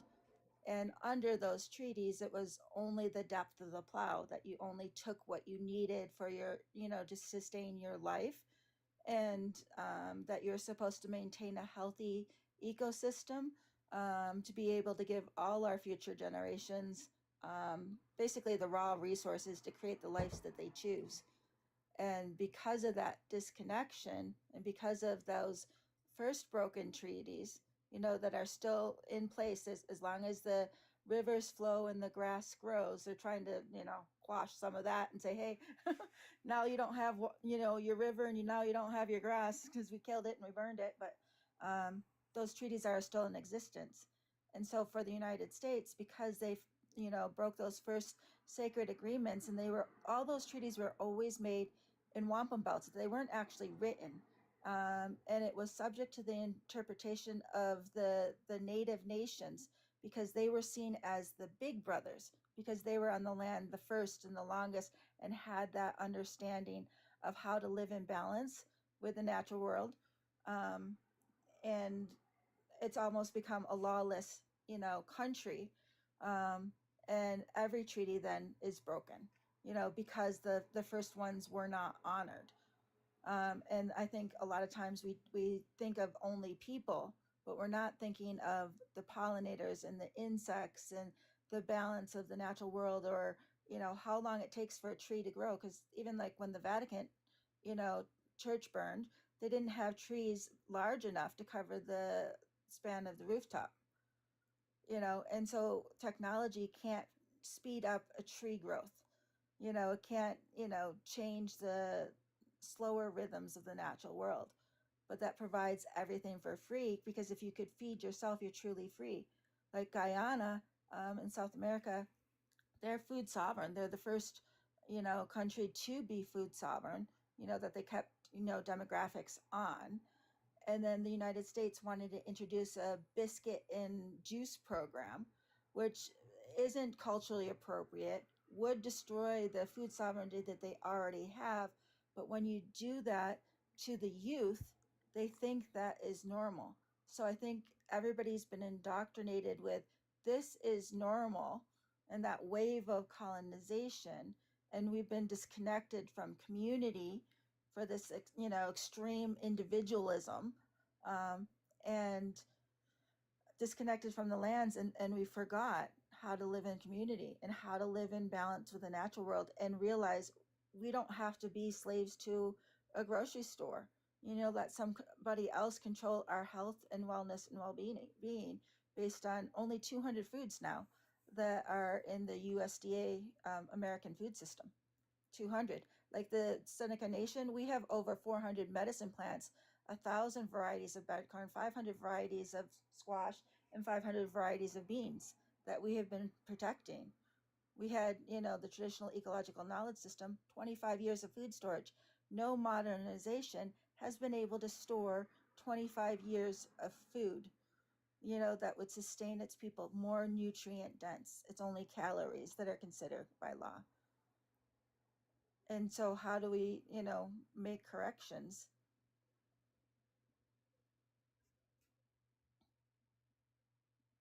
I don't think you can correct on that. It's that should be the goal. However, colonizers don't like socialism, and everything you described is socialism. Living with the Yeah, planet, socialism. Like living free off the land, socialism. Like but they it's live. not They live. socialism. No, well, not a true form of it, but it is. Like I'm an Anishinaabe from Northern Ontario. I have Mhm. friends down in Six Nations in the Iroquois Confederacy lands, Oneida, all of those places down south. Um, Sakoli. Yeah, I yeah, no. I it seems to be a constant battle, um, because the whole colonization thing has always been about capitalism for the few. Since the invasion started, it's always been about capitalism. Capitalism Mhm. for the Netherlands, capitalism for England, capitalism for Spain, capitalism for Portugal. They wanted resources. They took them. It's just a form of crony capitalism at that point in time because it was done under threat always. So that's my 2 cents. I agree with everything else you said. It's nice to hear real Indigenous people come on and talk, because our voices are too often overheard, ignored, and appreciate yours. Thank you. But I, thank nice. you. I do agree with what you were saying too, myself. So yeah, continue if you had more to say. Yeah, because I was saying the fires, that are in Ontario now, that's another land grab. They're forcing natives off their land. Not all those fires were natural, but it was capitalized on, and it's hurting everybody now, because it's kind of like that wave of colonization that it is creating the health issues and the wars and the division and the trafficking and everything else like that. And so, what I was told at the university, that their mission is what they aspire to. But I'm like, why isn't the mission what you reference in every decision you make? How is this aligned with treaties that are the supreme law of the land? Not like, let's figure out how I could find the loopholes to do what I want to do, not consult with other people, not make sure you do a 7 generation analysis or look at what's the environmental impact, how is this going to affect people's health? Is it sustainable generations into the future? Am I going to put my family farm out of business? If I use these seeds, will I always have to buy USDA seeds? A lot of that, critical thinking is not happening because people could just figure, okay, I need to make money and do this.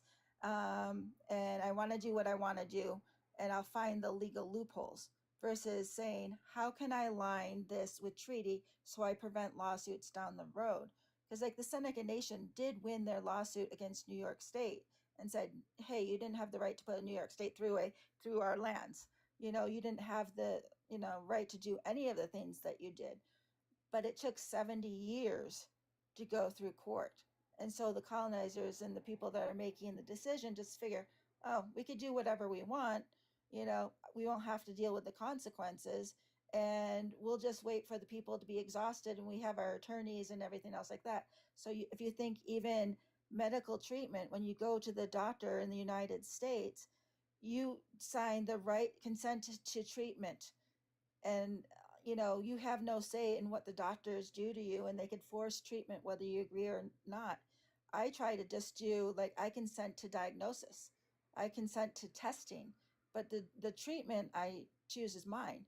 They would not see me when I wrote that in, because they had their attorneys, they've already like predetermined what I am allowed to do. But that's considered freedom. But they have their attorneys review everybody, assess that risk for whatever people want to be able to do, and then just assume if it's not aligned with treaties or federal law or state law, or whatever laws that they're going to break, then they just figure, oh, I'll have an attorney to do that in the court systems, and it's whoever could afford the best attorney that could pull the most case law. And because the colonizers have controlled the court system, it's really hard to fight that. Crony When capitalism. Yep. It's all crony capitalism. They profit off of the law. They profit off of the resources. They profit off of the legislation. They profit. It's this is what I'm talking about in the United States right now. Crony capitalism has gotten so out of hand that it has now crossed over into a kleptocracy, a corporate kleptocracy. And it's scary to see from this side of the border because we aren't as brainwashed with the media sources and stuff. We kind of see it. We see how your attitudes have all changed towards us. Your longest and most loyal ally in the world, and we see it as you guys suffering from some sort of fucking disease or something. We don't really understand it. It's just, I'm sorry you have to live down there in that environment. I can't imagine what it'd be like for Haudenosaunee.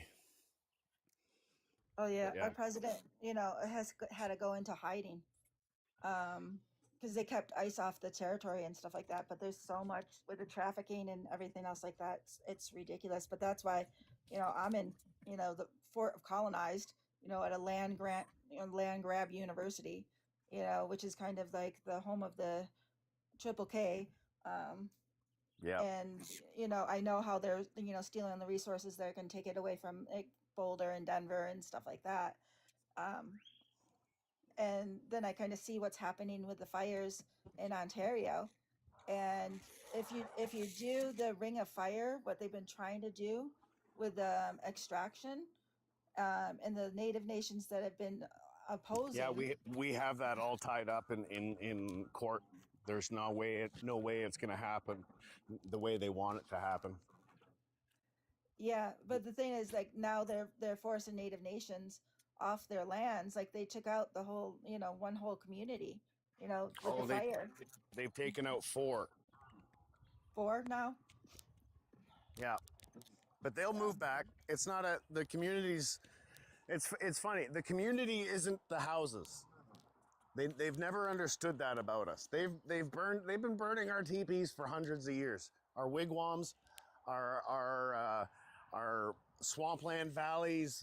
Like they've been doing this. We They will claim it was lightning strikes. They will claim it was cigarette butts out the window. They'll make all of these claims to avoid accountability, and they'll be surprised when we move back, because that's what we do. Yeah. Our community is not the houses. It's not the buildings. It's the lake. It's the rocks. It's the sand. It's wherever we attach ourselves to it. That's where our community exists. And they've never understood that. They poisoned in 1950s. There was a sawmill in Dryden, Ontario. It's up near, kind of close to the Manitoba border. This sawmill buried next to a river barrels and barrels and barrels of mercury. The river is called the Wabagoon River if you wanted to research it.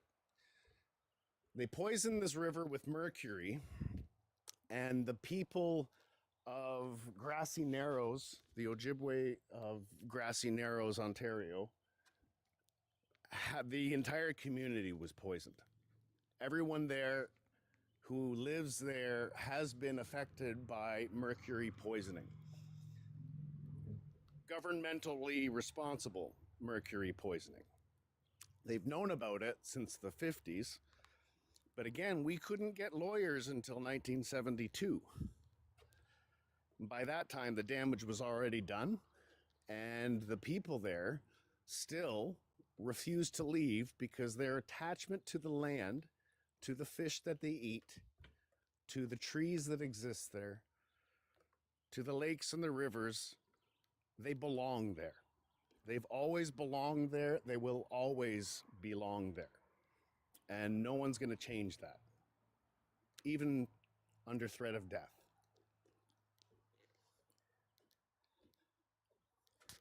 Yeah, and I was talking to the university yesterday in the sustainability department, and one thing I said is like, the native nations are protecting 80% of the remaining biodiversity, and they've been the most environmentally, attacked. But the plants and the trees and the people have adapted in those extreme conditions, and that could be the control group of making changes, honoring the treaties, actually working as nation to nation to figure out how do we make those corrections and move forward in a good way, not in a capitalizing way, and taking bits of things of how you want to do your research or whatever, but I even proposed, it's like any grant you get for doing your research, you could self-determine that, but you should give half of that grant automatically back to the nations that you're partnering with, and they could self-determine how to use that money. You can't force them to do your research, you know and so kind of applying those two-row principles into academia, um, because under the treaties we're supposed to maintain the healthy ecosystem to allow for hunting, fishing, and foraging even on private land in the United States today. And so that's everywhere on Turtle Island, that natives are allowed to hunt, fish, and forage. So those ecosystems were supposed to be maintained. And that's the treaty, partner responsibilities. And so another thing I proposed was kind of a US divestment campaign, that if you don't want to pay property taxes, if you don't want to pay income taxes, you could actually work with any number of the 576 sovereign nations who can get cars from China, that are salt battery cars that are more sustainable and cheaper. Anything that you can get hempcrete or, flax clothing or things that are actually sustainable and are in alignment with the treaties. And have China come in and do a survey of those fires or help with, fire mitigation or whatever from the tribal nations. Um, but then the money then is not going to the United States or any colonizing country's government by actually working with the intra-national nations, um, and then being able to kind of rematriate the lands back, which means honoring those treaties. Can And I so I chime think in? yeah, go ahead. I'm sorry, I didn't mean to interrupt. You're good. Go ahead. I I hear you talk, you guys, and in many lives and what have you, and I truly believe that utilizing the system that they put in place, aka the treaties, right? I'm a Mexica, indigenous here in Mexico City. I was born and raised in Houston, Texas, and they deported me back in November. So I've it's been a blessing in disguise because I've been able to get back in touch with my roots, and I've spoken to many people here as well about these topics. And it it's gonna there's gonna come a time when paper's gonna no longer mean anything, because the U.S. and countries like that, they're they're never going to abide by treaties, or um, they're not going to be held accountable. The International Criminal Court already has charges charges against Donald Trump and Marco Rubio and all these other guys, and they don't care. What's going to make things change for us is we're going to have to take our land back, literally take it back. China and Russia and many others have already um, globally, publicly announced that they will support indigenous people. They know our story. China approached, and so that Russia and Iran, both all three of them, approached Claudia Sheinbaum, our president here in Mexico, proposing that uh, Mexico allows them to put a military base right on the border with the U.S. And the U.S. is scared because they realize that if, once we come together in unity, all of the indigenous tribes, um, they won't be able to stop us. Thank you for the mic.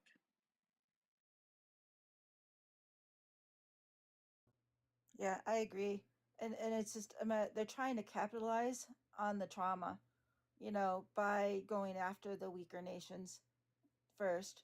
And then I was thinking, there has to be something like, Alcatraz, where the people came together and have a physical spot.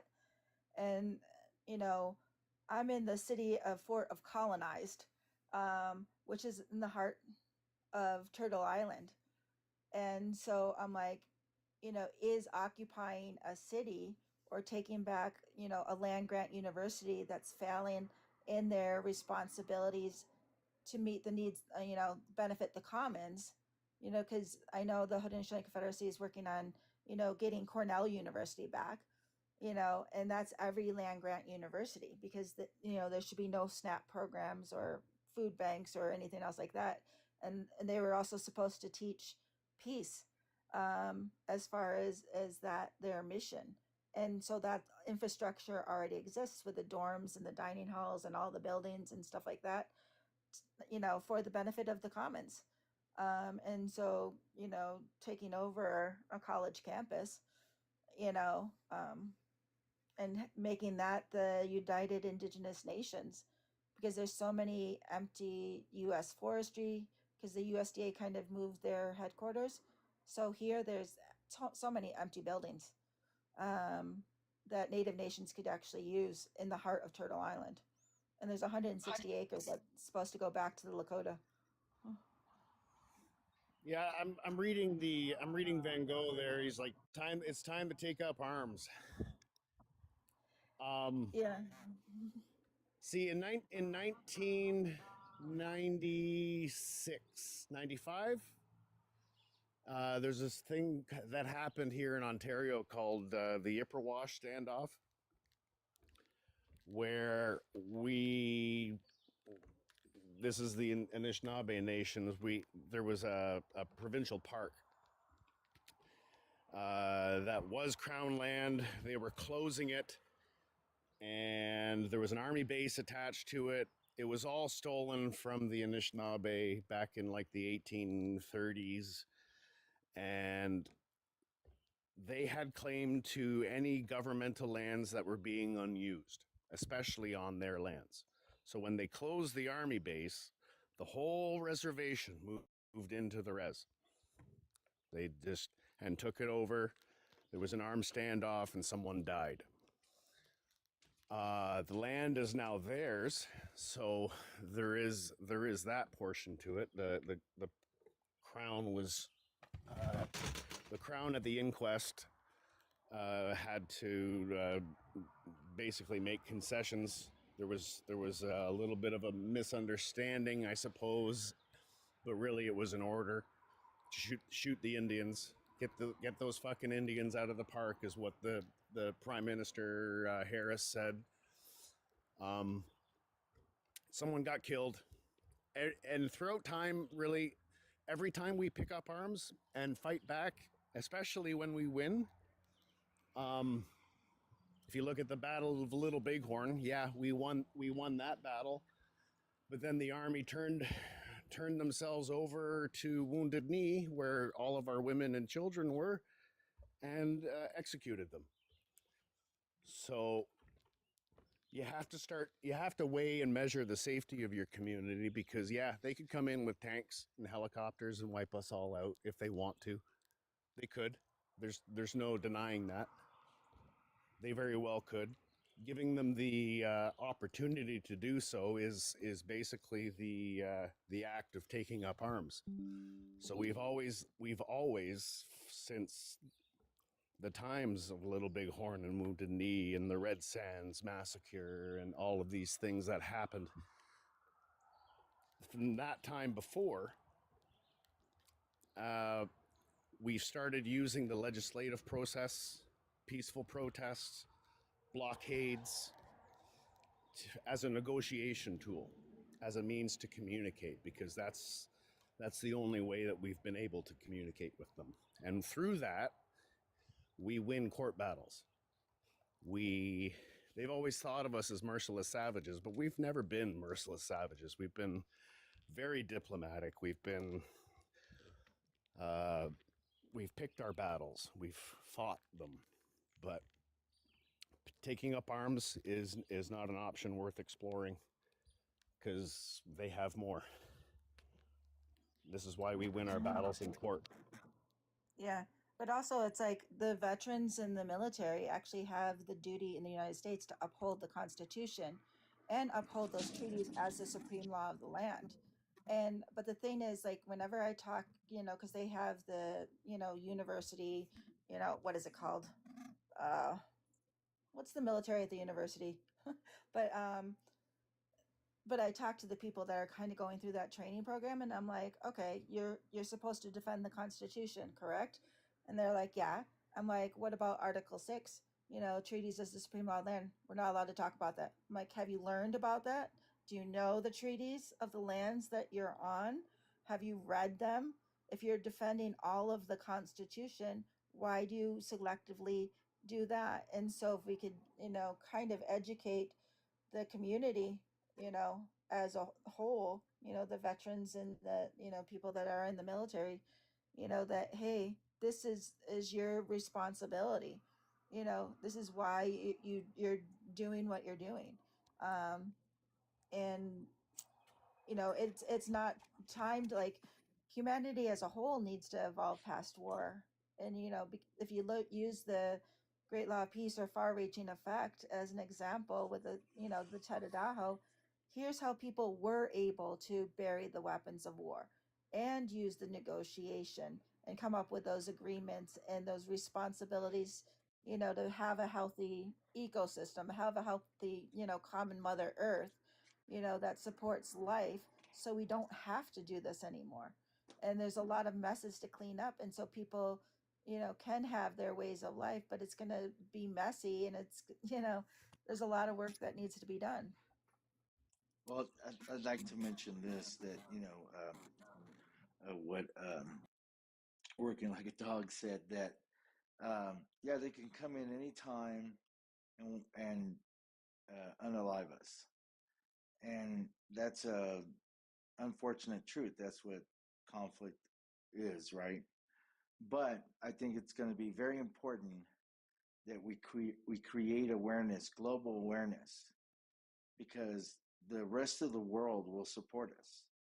They it will this will look, if when they do that, it's going to be another Gaza, and the world has spoken about that.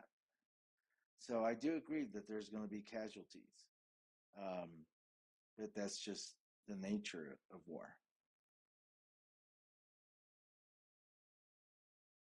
Yeah, but they're doing it now, with fentanyl, with the fires, and people aren't you Poisoning our know, water. poison in the water, nuclear waste dumping, everything else like that. But how can we like have Standing Rock 2.0 city style where we're unified? Like literally, we shut down the roads, on all our nations if anything is happening to one nation, Right. and cause those inconveniences.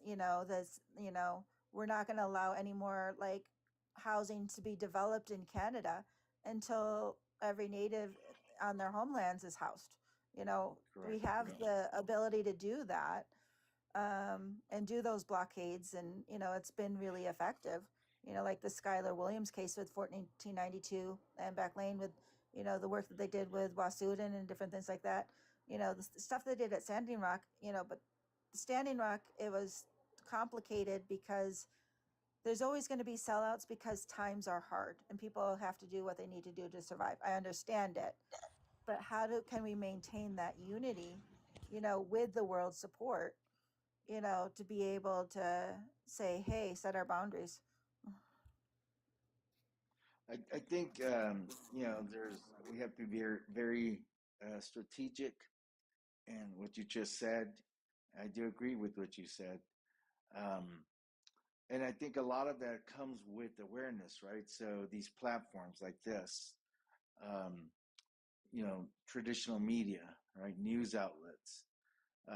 We can't count on, the Canadian and the U.S. Media, right? That's always going to be propaganda. It's going to have a lot of propaganda. But we can work with nations that have already shown and expressed on a global level support. And fortunately, uh, two of the biggest world powers are supporting this, which is Russia and China. And those are not the only ones, right? So I think that if we start reaching out to them and letting them know, hey, we need your help. Now, of course, there's going to be a cost, what that cost looks like. But I think it's important that, we get that level of interaction with the global powers of this planet.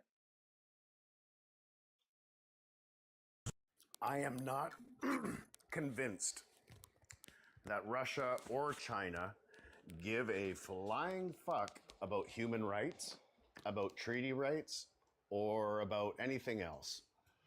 Their priorities are not our priorities. They are looking for land to grab resources, sustainable resources like grain in Ukraine. Um, they're these China's not much for expansionism.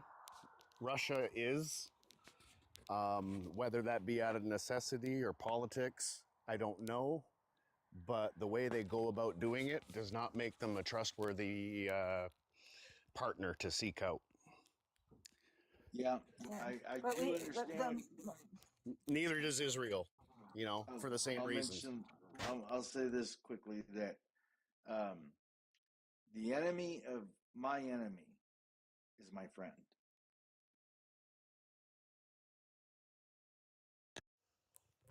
Yeah, yeah, sometimes, that that sometimes. that that makes sense. But like the Mohawks have a alliance with Russia from 1710, and Russia was actually better in not colonizing. There was trade. And if Russia wants to take land back, Alaska is supposed to just be leased, and making that correction would be huge, because the treaties were not honored in that. So Russia can, do their land grab with Alaska, and then be able to develop economies, because I think Native nations could lead the way of like, it's only the depth of the plow for the treaty. So how do we challenge the scientific community to do what we need to do to create economies that are based on unextracted resources? Because it's not good science when you're developing something based on a finite resources when there's always increasing populations.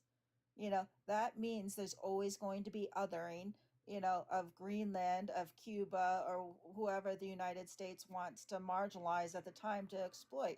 And the world in Iran, or basically Tehran, are saying no. We're setting our boundaries. We have a right to our own self-determination, and getting the United States, military bases and stuff like that out of their sovereign nations. And then, also kind of thinking of like these multinational corporations, how can Native nations have veto power? Um, because, they're the big brothers in this nation to nation relationship. Why would you let a toddler, a younger brother who's freaking out of control, that is in the me mind stage, and, using those toddler rules of engagement, be able to make the decisions? So if there's co-governance, like what Dr. Beverly Jacobs recommended, when Schuyler Williams' case was dismissed in Canada from 1492 Land Back Lane, it was dismissed using Haudenosaunee law, Indigenous laws and responsibilities, not exerting rights. And so if there's a way for the, united intranational nations worldwide to be able to co-governance within those colonizing countries, that could restore the balance to that. And educating the world that the basis of the UN and the basis of the United States democracy is the Haudenosaunee Confederacy Great Law of Peace. That those indigenous roots seem to be chopped off all the time. If you don't have deep roots, how can you ever grow as humanity? But it's always been about ignoring what the merciless savage says. It's written into the Constitution. They don't have to. They not until what was it, 1982? Did they actually try to amend that? Yeah, but the United States, acknowledged in 1987 that the Haudenosaunee were the founders of democracy. There's a commemorative point out. Right. So Yeah. 1987, I was 14 years old, 15, something like that. That's how long it's been enshrined within the Constitution that they don't have to listen to you. Right? No, but they've been doing it since 1894 with the Canandaigua Treaty. And I think what is different, the Haudenosaunee Confederacy has always gone to DC. They've always, made sure that they had to do their annuity costs every year, because we didn't, take cash basically, but this is, the treaty responsibilities. But whenever there's the newly elected, that with the Canada Treaty, they polish the chain. So, basically remind them of those agreements. And so those treaties are still valid. And other nations are, in different places of how do you exert your sovereign inherent rights, on a consistent basis, because, the world, the propaganda has been, that's a reserve, that's a reservation and stuff like that. But it's not that. That is a sovereign immune nation, that the United States actually looks like Swiss cheese. And so it's a matter of just reminding treaty partners of their responsibilities. And that's where, like, Native nations, if they actually told their roads and required visitor and work visas on their own sovereign lands, then it would, impact the trafficking issue, because you would know who's coming in and out of territories. And then also the nations could self-determine, as people are coming to their visitor centers, or, being able to get their work visas or visitor visas. It's bringing in income, but they could also use that as an opportunity. Here are your responsibilities as a treaty partner. And here's also like how we could work nation to nation. If you want to do business development tax-free, not pay US or Canadian taxes. If you want to give back land, like what the churches do a lot of times, if you die, how can we work out agreements? Hey, do you have land where we could hunt, fish, and forage under those treaties currently? Can we help you get a conservation grant, to be able to maintain those?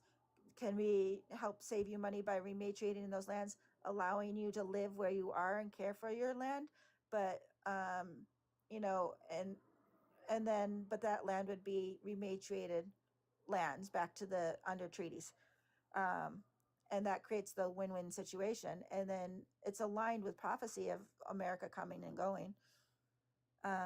Because if you divest from U.S. property taxes and income taxes, then they'll have less funding to wage war and do a lot of the things that they do. I like that idea a lot.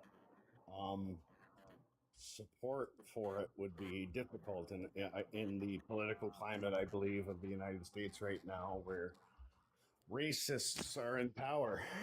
that'd be, that'd be a hard sell. Well, let's give everything back to the Indians. We fucked up. We don't know what we're doing here. We're involved in these forever wars. We better hand the control back over to the Indians. That sounds great. It sounds awesome. Yeah, I like just the sound of it. Kind of turns me on a little bit, but I don't think it's ever gonna happen that way. You The know, American, I don't think it's people going to are be. not a monolith. They don't all believe in the same things at the same time right. with the No, same facts. I get what you're saying. Just recently, I don't know if you guys saw this when Claudia Sheinbaum was elected president here in Mexico.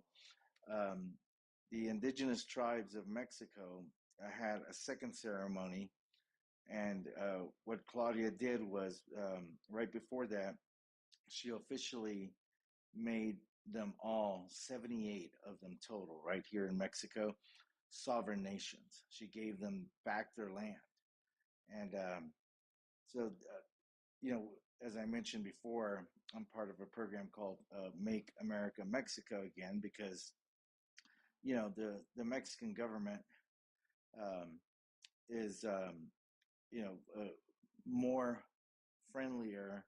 They look like us, and what I mean by that is, many of them are half European and half indigenous. That's what the symbolic um, version of being Mexican is. Um, but because they have that close tie to indigenous people, um, it would. I know for a fact now that I'm living here in Mexico City that having a government like Mexico, which they're not perfect, right? No government on this planet is perfect. The bigger they get, the more corruption comes in or what have you. But Mexico is very open to giving back lands, making sovereign nations, because they've already done it here. So I think we need to um, collaborate and work with the Mexican government, because that's the neighbor technically, right? Um, yeah. Thank you for the mic. Do you think Yeah. Mexico would like its original borders back? So, like most of Texas and parts of Yeah. California Yeah. and New Mexico, and Yeah, it you goes up think, further. The original borders went up into Canada, bordering with Canada, right? And that's why the Spaniards were able to take all that territory, um, because when they defeated the uh, Mexica Empire, most people know it as the Aztec Empire, and the other, the Inca and the Mayan, and then all the other smaller nations. Um, yeah, so Spain, and then it became Mexico, and Mexico's not greedy. They're not looking for a land grab. That's not their intent. They're basing everything on principle, right? Treaties were broken, land was stolen. Um, you know, you know, relying on the facts in a courtroom usually means a win. Um, yeah, no, I I think maybe when the United States dissolves, Canada and Mexico should probably meet somewhere in the middle and kind of, yeah, you know, yeah, I would appreciate that. We could give the Black Hills its original borders. That'd be nice. Bring buffalo back. They were integral to the ecosystem of that genome. geographic area. Um, yeah, no, these are all great ideas, but getting them to implementation phase is problematic with the climates the way they are. The racists in power is a really big stepping stone. You guys got to figure that one out. There's nothing really we can do from this side of the border to help you. Actually, there is. I'll tell you what. I have a petition. You don't have to give money. That's not what we're looking for. It's on change.org, and they platform global initiatives like this, and it's called Make America Mexico Again. And we've gotten a lot of signatures here in the U.S. And I'm here in Mexico City, so I'm promoting it here. And so I'm talking to some senators here in Mexico, um, and it looks like they want to give me a meeting. Um, and we do have a senator from Texas and a senator from California um, that have signed the petition. Is it Beto? Yeah. Okay. Yeah. I like him. He's logical. Yeah. Yeah. That's a hard find and hard ask from people in American politics these days. But Yeah. Yeah. the evil ones seem to be dropping off like flies. So keep going with that. And this isn't the first time an initiative like this has been started. There's been a couple of others in the 60s and 70s. And so, a lot of things are there. I just think we need to come together as nations and help each other, right, for the greater cause. Getting back our lands, we can trade within ourselves and have commerce within ourselves and support ourselves. See, this topic kind of brings us to the last question on Victory's list there. So, are modern international agreements more fair than colonial ones? So, Absolutely. current modern treaties versus the ones made of basically stone in legislative terms here in North America. I think it's vice versa. I think the older ones mean more because chronologically they were first, and chronological order in legislative process is important. Based on what you just said, I go back to awareness. People always talk about treaties, and of course they exist, and everything you just said. But other neighboring nations, like let's say China or Russia and so forth, many of their citizens, they know, okay, they've heard of treaties, but they don't know the context, right? What did they actually say, right? So I think that's part of it, to utilize the old treaties, as you said, but we have to create an awareness, a global awareness, not just within our own people, but a global awareness of this is what the verbiage, the vocabulary, right? All the words that were used in the treaty, and we'll just gain more support, right? Yeah. Let's take a look at a modern treaty though before we come to a conclusion on this question.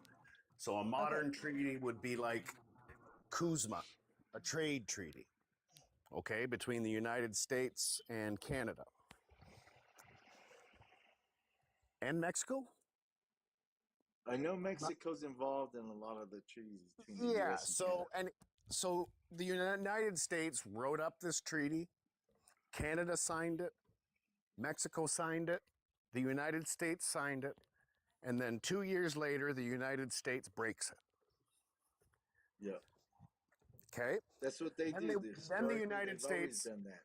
Then the United States tries to renegotiate the treaty after signing it. 2 years. Is that treaty worth anything now? Does it hold any value at all in our legislative process, or is this just It was signed, now it's broken, and no one's going to follow it now. Trade war. Is that a treaty that holds more weight than, say, the Iroquois Confederacy or the Robinson Huron, Robinson Superior treaties? Um, Sorry, I got traffic here. Yeah, the colonial ones are more enduring. Just thinking of the Jay Treaty, that's basically exerted every day when Mohawks have to go from one side of their territory to the other. Anishinaabe too. Yep, that's a Yep, treaty we all follow. yep. And so there's clear understanding of the right to travel, and because it's utilized all the time and it's something that is objective, there's no monetary, you know, tied to it. Same thing with the Canandaigua Treaty, and the annuity clause, asking for what people need, in those initial agreements in the colonial times was based on things that were real. So you basically had to create the annuity clause, you have to have flax and hemp cloth, and so you have to have that in the ecosystems, and it makes it more enduring.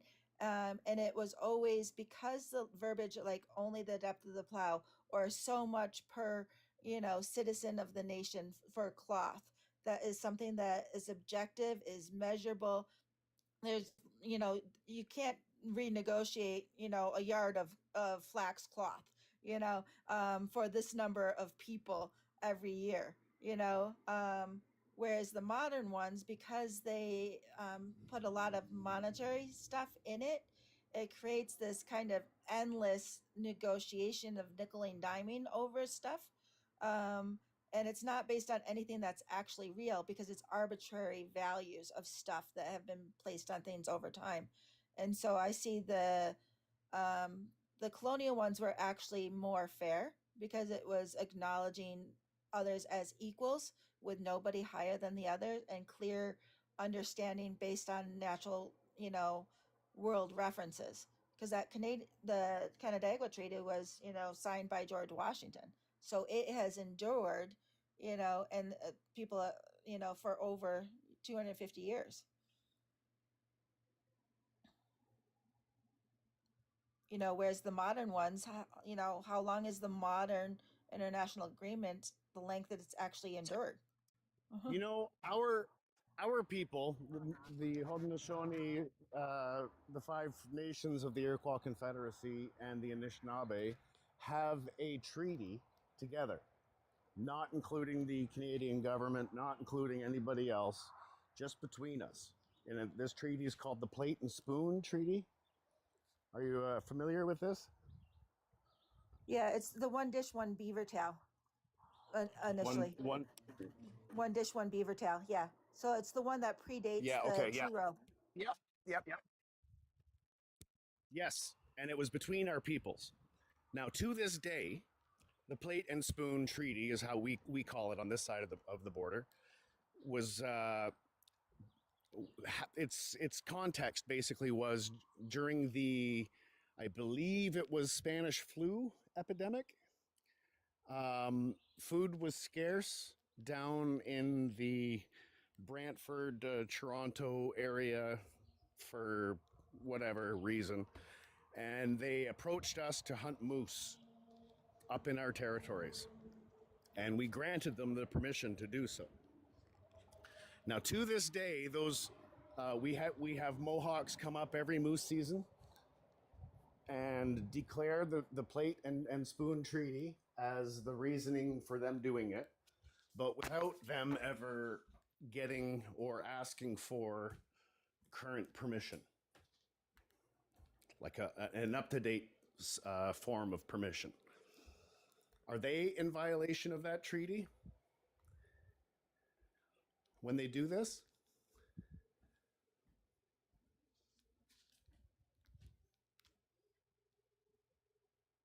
Sorry, you're on mute So if you're responding. yeah, so I think it's a matter of like, there has to be, because of the colonization, there's been a disruption, even in understanding. In our longhouse ceremony, the decision makers always have that fat, and it's not beaver tail fat anymore. It's just kind of like, pork fat um, that is for given to the decision makers. So, my understanding of one dish, one beaver tail, or one dish, one spoon, is that we share this common mother, the earth, and that we'll only take what we need, and we'll make sure we use a spoon, so we don't harm another, and that we, keep that, um, make sure everybody has basically enough.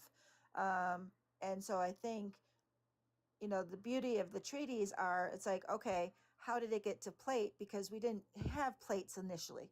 We had our clay, and wooden containers that we had. We didn't have a fork, or a spoon. That wasn't the original vocabulary. So that's why I think it's very important to go back to the original languages and do the literal interpretation.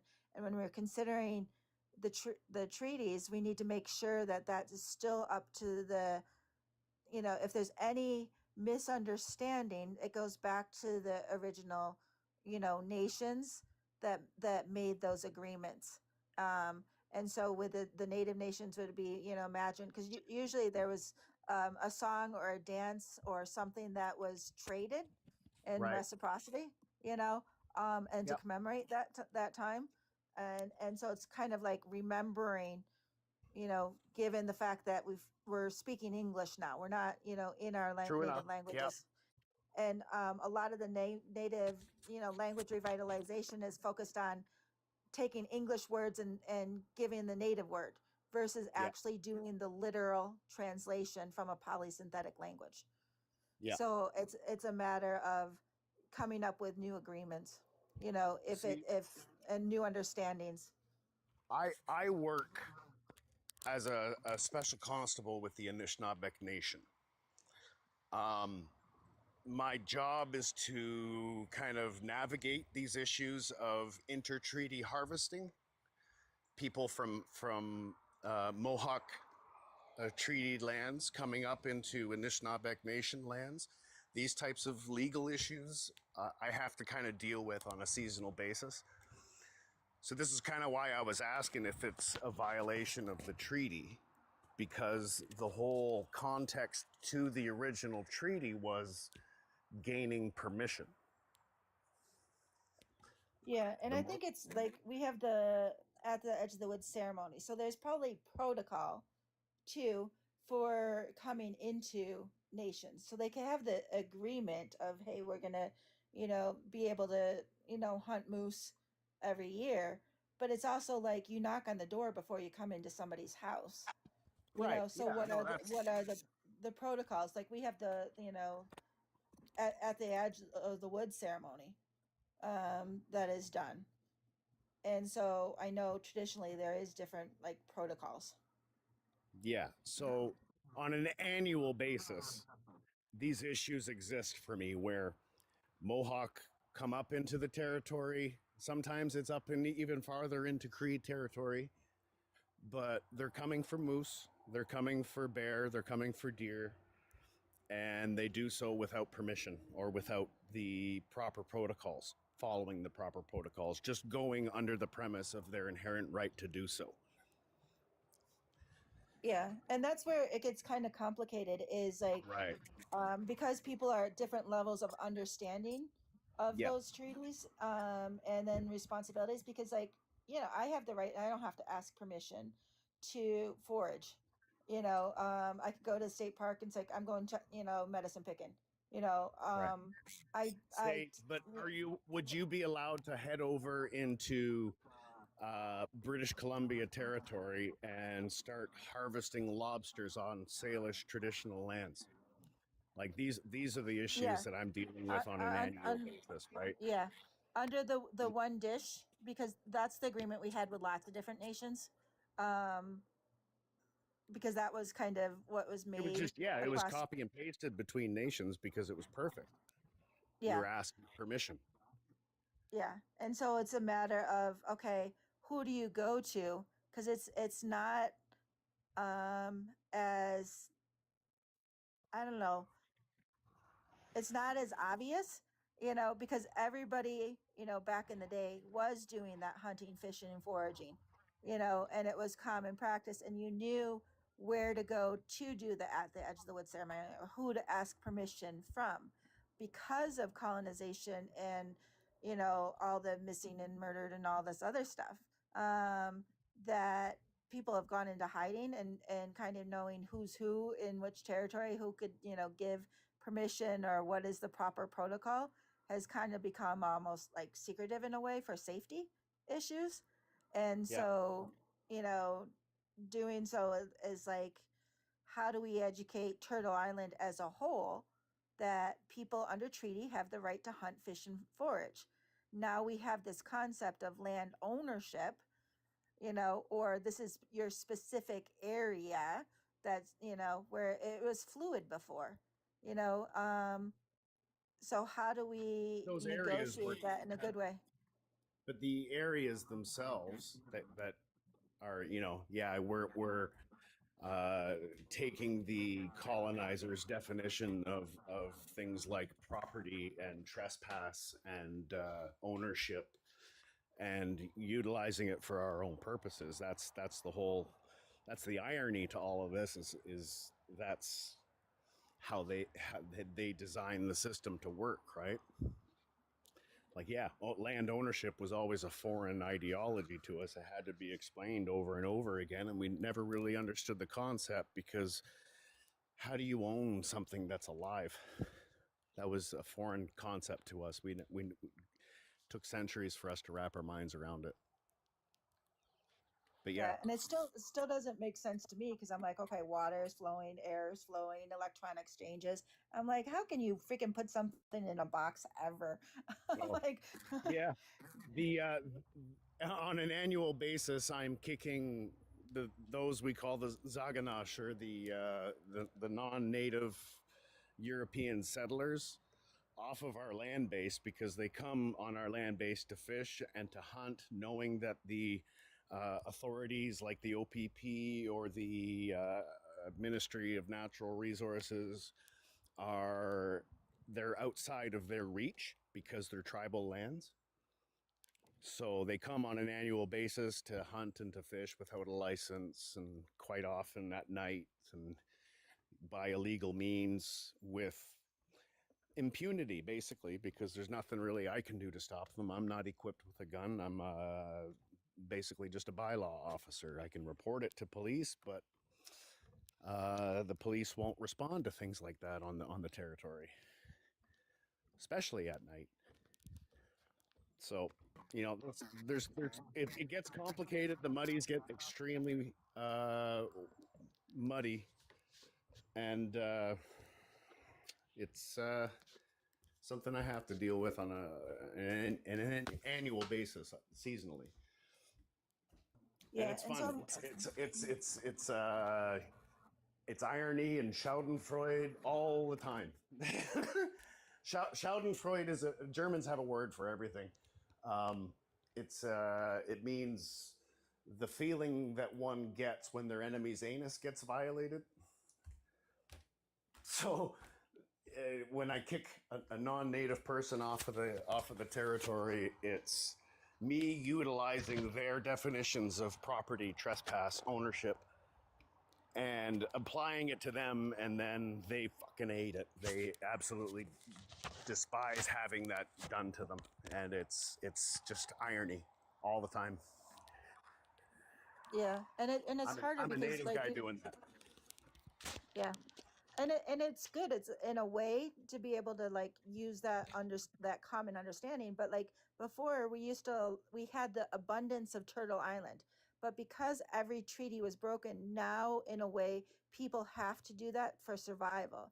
We need this food because we don't have grocery stores. This is a food desert, and because you haven't upheld your treaty responsibilities, we have to not allow you on our lands currently. But if we could work together and restore the abundance of Turtle Island, then we could get back to allowing people to be able to hunt, fish, and forage for what they need. You can't set up a business and sell peyote. You can't set up a business and sell, wild blueberries. Now, you can take the blueberries that you need for your family's survival and then take those seeds and propagate those, and be able to use that for your self-determination. But you got to make sure you leave enough, in the commons, basically, so everybody has enough. In And Canada, we use the term sustainable living. So it band members can go fishing with the net, catch a lot of fish, and then sell the fish. They can do that. That's within their treaty right, and they can make a sustainable living doing it. They cannot make an exorbitant amount doing it, but seasonally, it's paycheck for some people who are unemployed, for people who are suffering from other addictions or mental health issues. Fishing is well within our nature of doing, and they do it. It's that's something that's allowed through in their inherent rights to the land. yeah, but I'm Canada wondering just if defined it differently.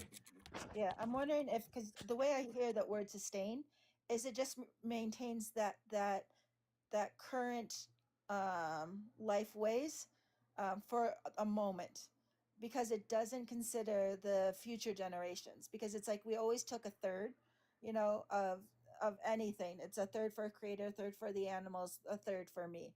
And when we picked wild onions and stuff like that, you would take some and put it down the creek, so then it would start to propagate somewhere else. So everybody has enough. And then if you always pass the first two areas that you find. So like you would never, take the first deer or the second deer. You would only take the third. So that's making sure that there's enough that's left for everybody else. And then if that's the last one or the last two, then it's everybody, kind of circles around that plant or that bush that's becoming scarce now, to say, okay, how are we going to propagate this so this could continue for future generations? And so I'm wondering if the native nations could, instead of, and this is what I suggested to, I ran through their Lego videos, was instead of putting a monetary value on stuff, can we kind of determine what that objectively is? How to define that housing, how to define what's needed in the ecosystem, as far as trees, moss, ferns, berries, deer populations, moose populations, or whatever, to allow for the people to maintain their way of life, based on the populations that are increasing, you know, and so then it doesn't become something that could be nickeled and dimed, because then it's objective. Hey, our herds are only 50, but we're supposed to, based on our number of our population, we should have 125. So we can't let other people in at this point. We need to get those numbers up. And then how do we work in different areas and to get migrational routes, so we could rebalance those populations so everybody could have enough. But I think if the native nations could kind of lead and objective, sustainable measures, uh, the the the colonial treaties, like the wampum belts, like the one dish one beaver tail, like the two row, you know, um, then I think it could get out of that colonial mindset and start to shift people's way of understanding, so things become more fluid again. So it's like people are debating immigration.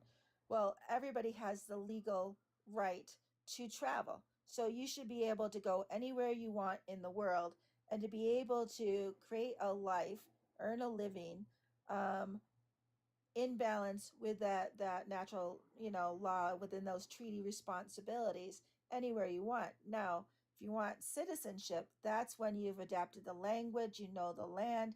That's when it was, in the great law, it's the seventh generation. You're considered hung around the neck for those first, sixth generation, and it's the seventh one, then you have the voting capabilities. Because if you don't know how to live on the land, why are you making decisions for that land?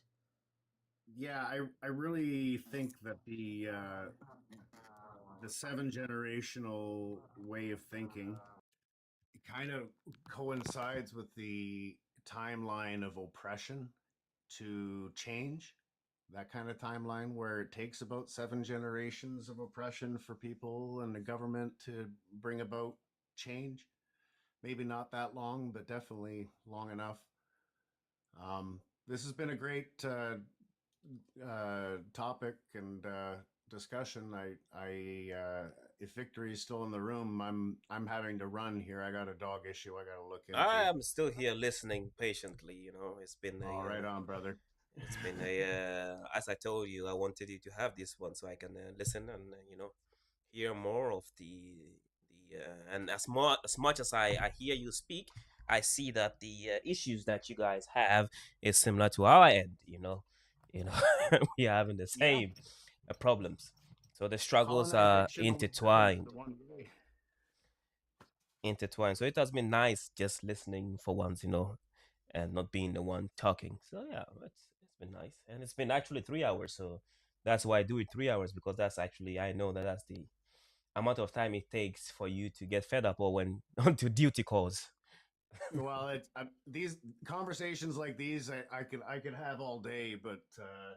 unfortunately, during the process of this live, I had a one dog bite another, and now he's bleeding out of the ear, so I gotta run. Oh, that's bad. Yeah, but of course we'll be back every now and then. On Sundays we are here for those who just discover live today. Every Sundays we are here. If there are topics you want to talk about, shoot me a message and I will put it on the board as Yeah, Scott did these topics, and yeah, and we'll if have. Frosty is listening, I hope you've managed to avoid getting burned in the fires. I hope you're well. I missed your comment there earlier because I was busy thinking. Yeah. Yeah, no, I'll be back again next week. Victory. I enjoy these conversations. Cheers, Likewise. Likewise. Cheers. Sokoli. Have a good day. Yeah, let's go and get. Oh no. Ona. Time for tech. It's been nice having you. And usually, unfortunately, we do have this live for 3 hours at the time, and it's 3 hours. So I'll be back next Okay. Sunday, and then we can have and talk more. If there are things you want to talk about, please shoot me a message, and we can have those discussions. If not, then we'll just continue the live as it goes and pick the topic as we see fit. So until next time. Okay. Later. Later. Bye for now.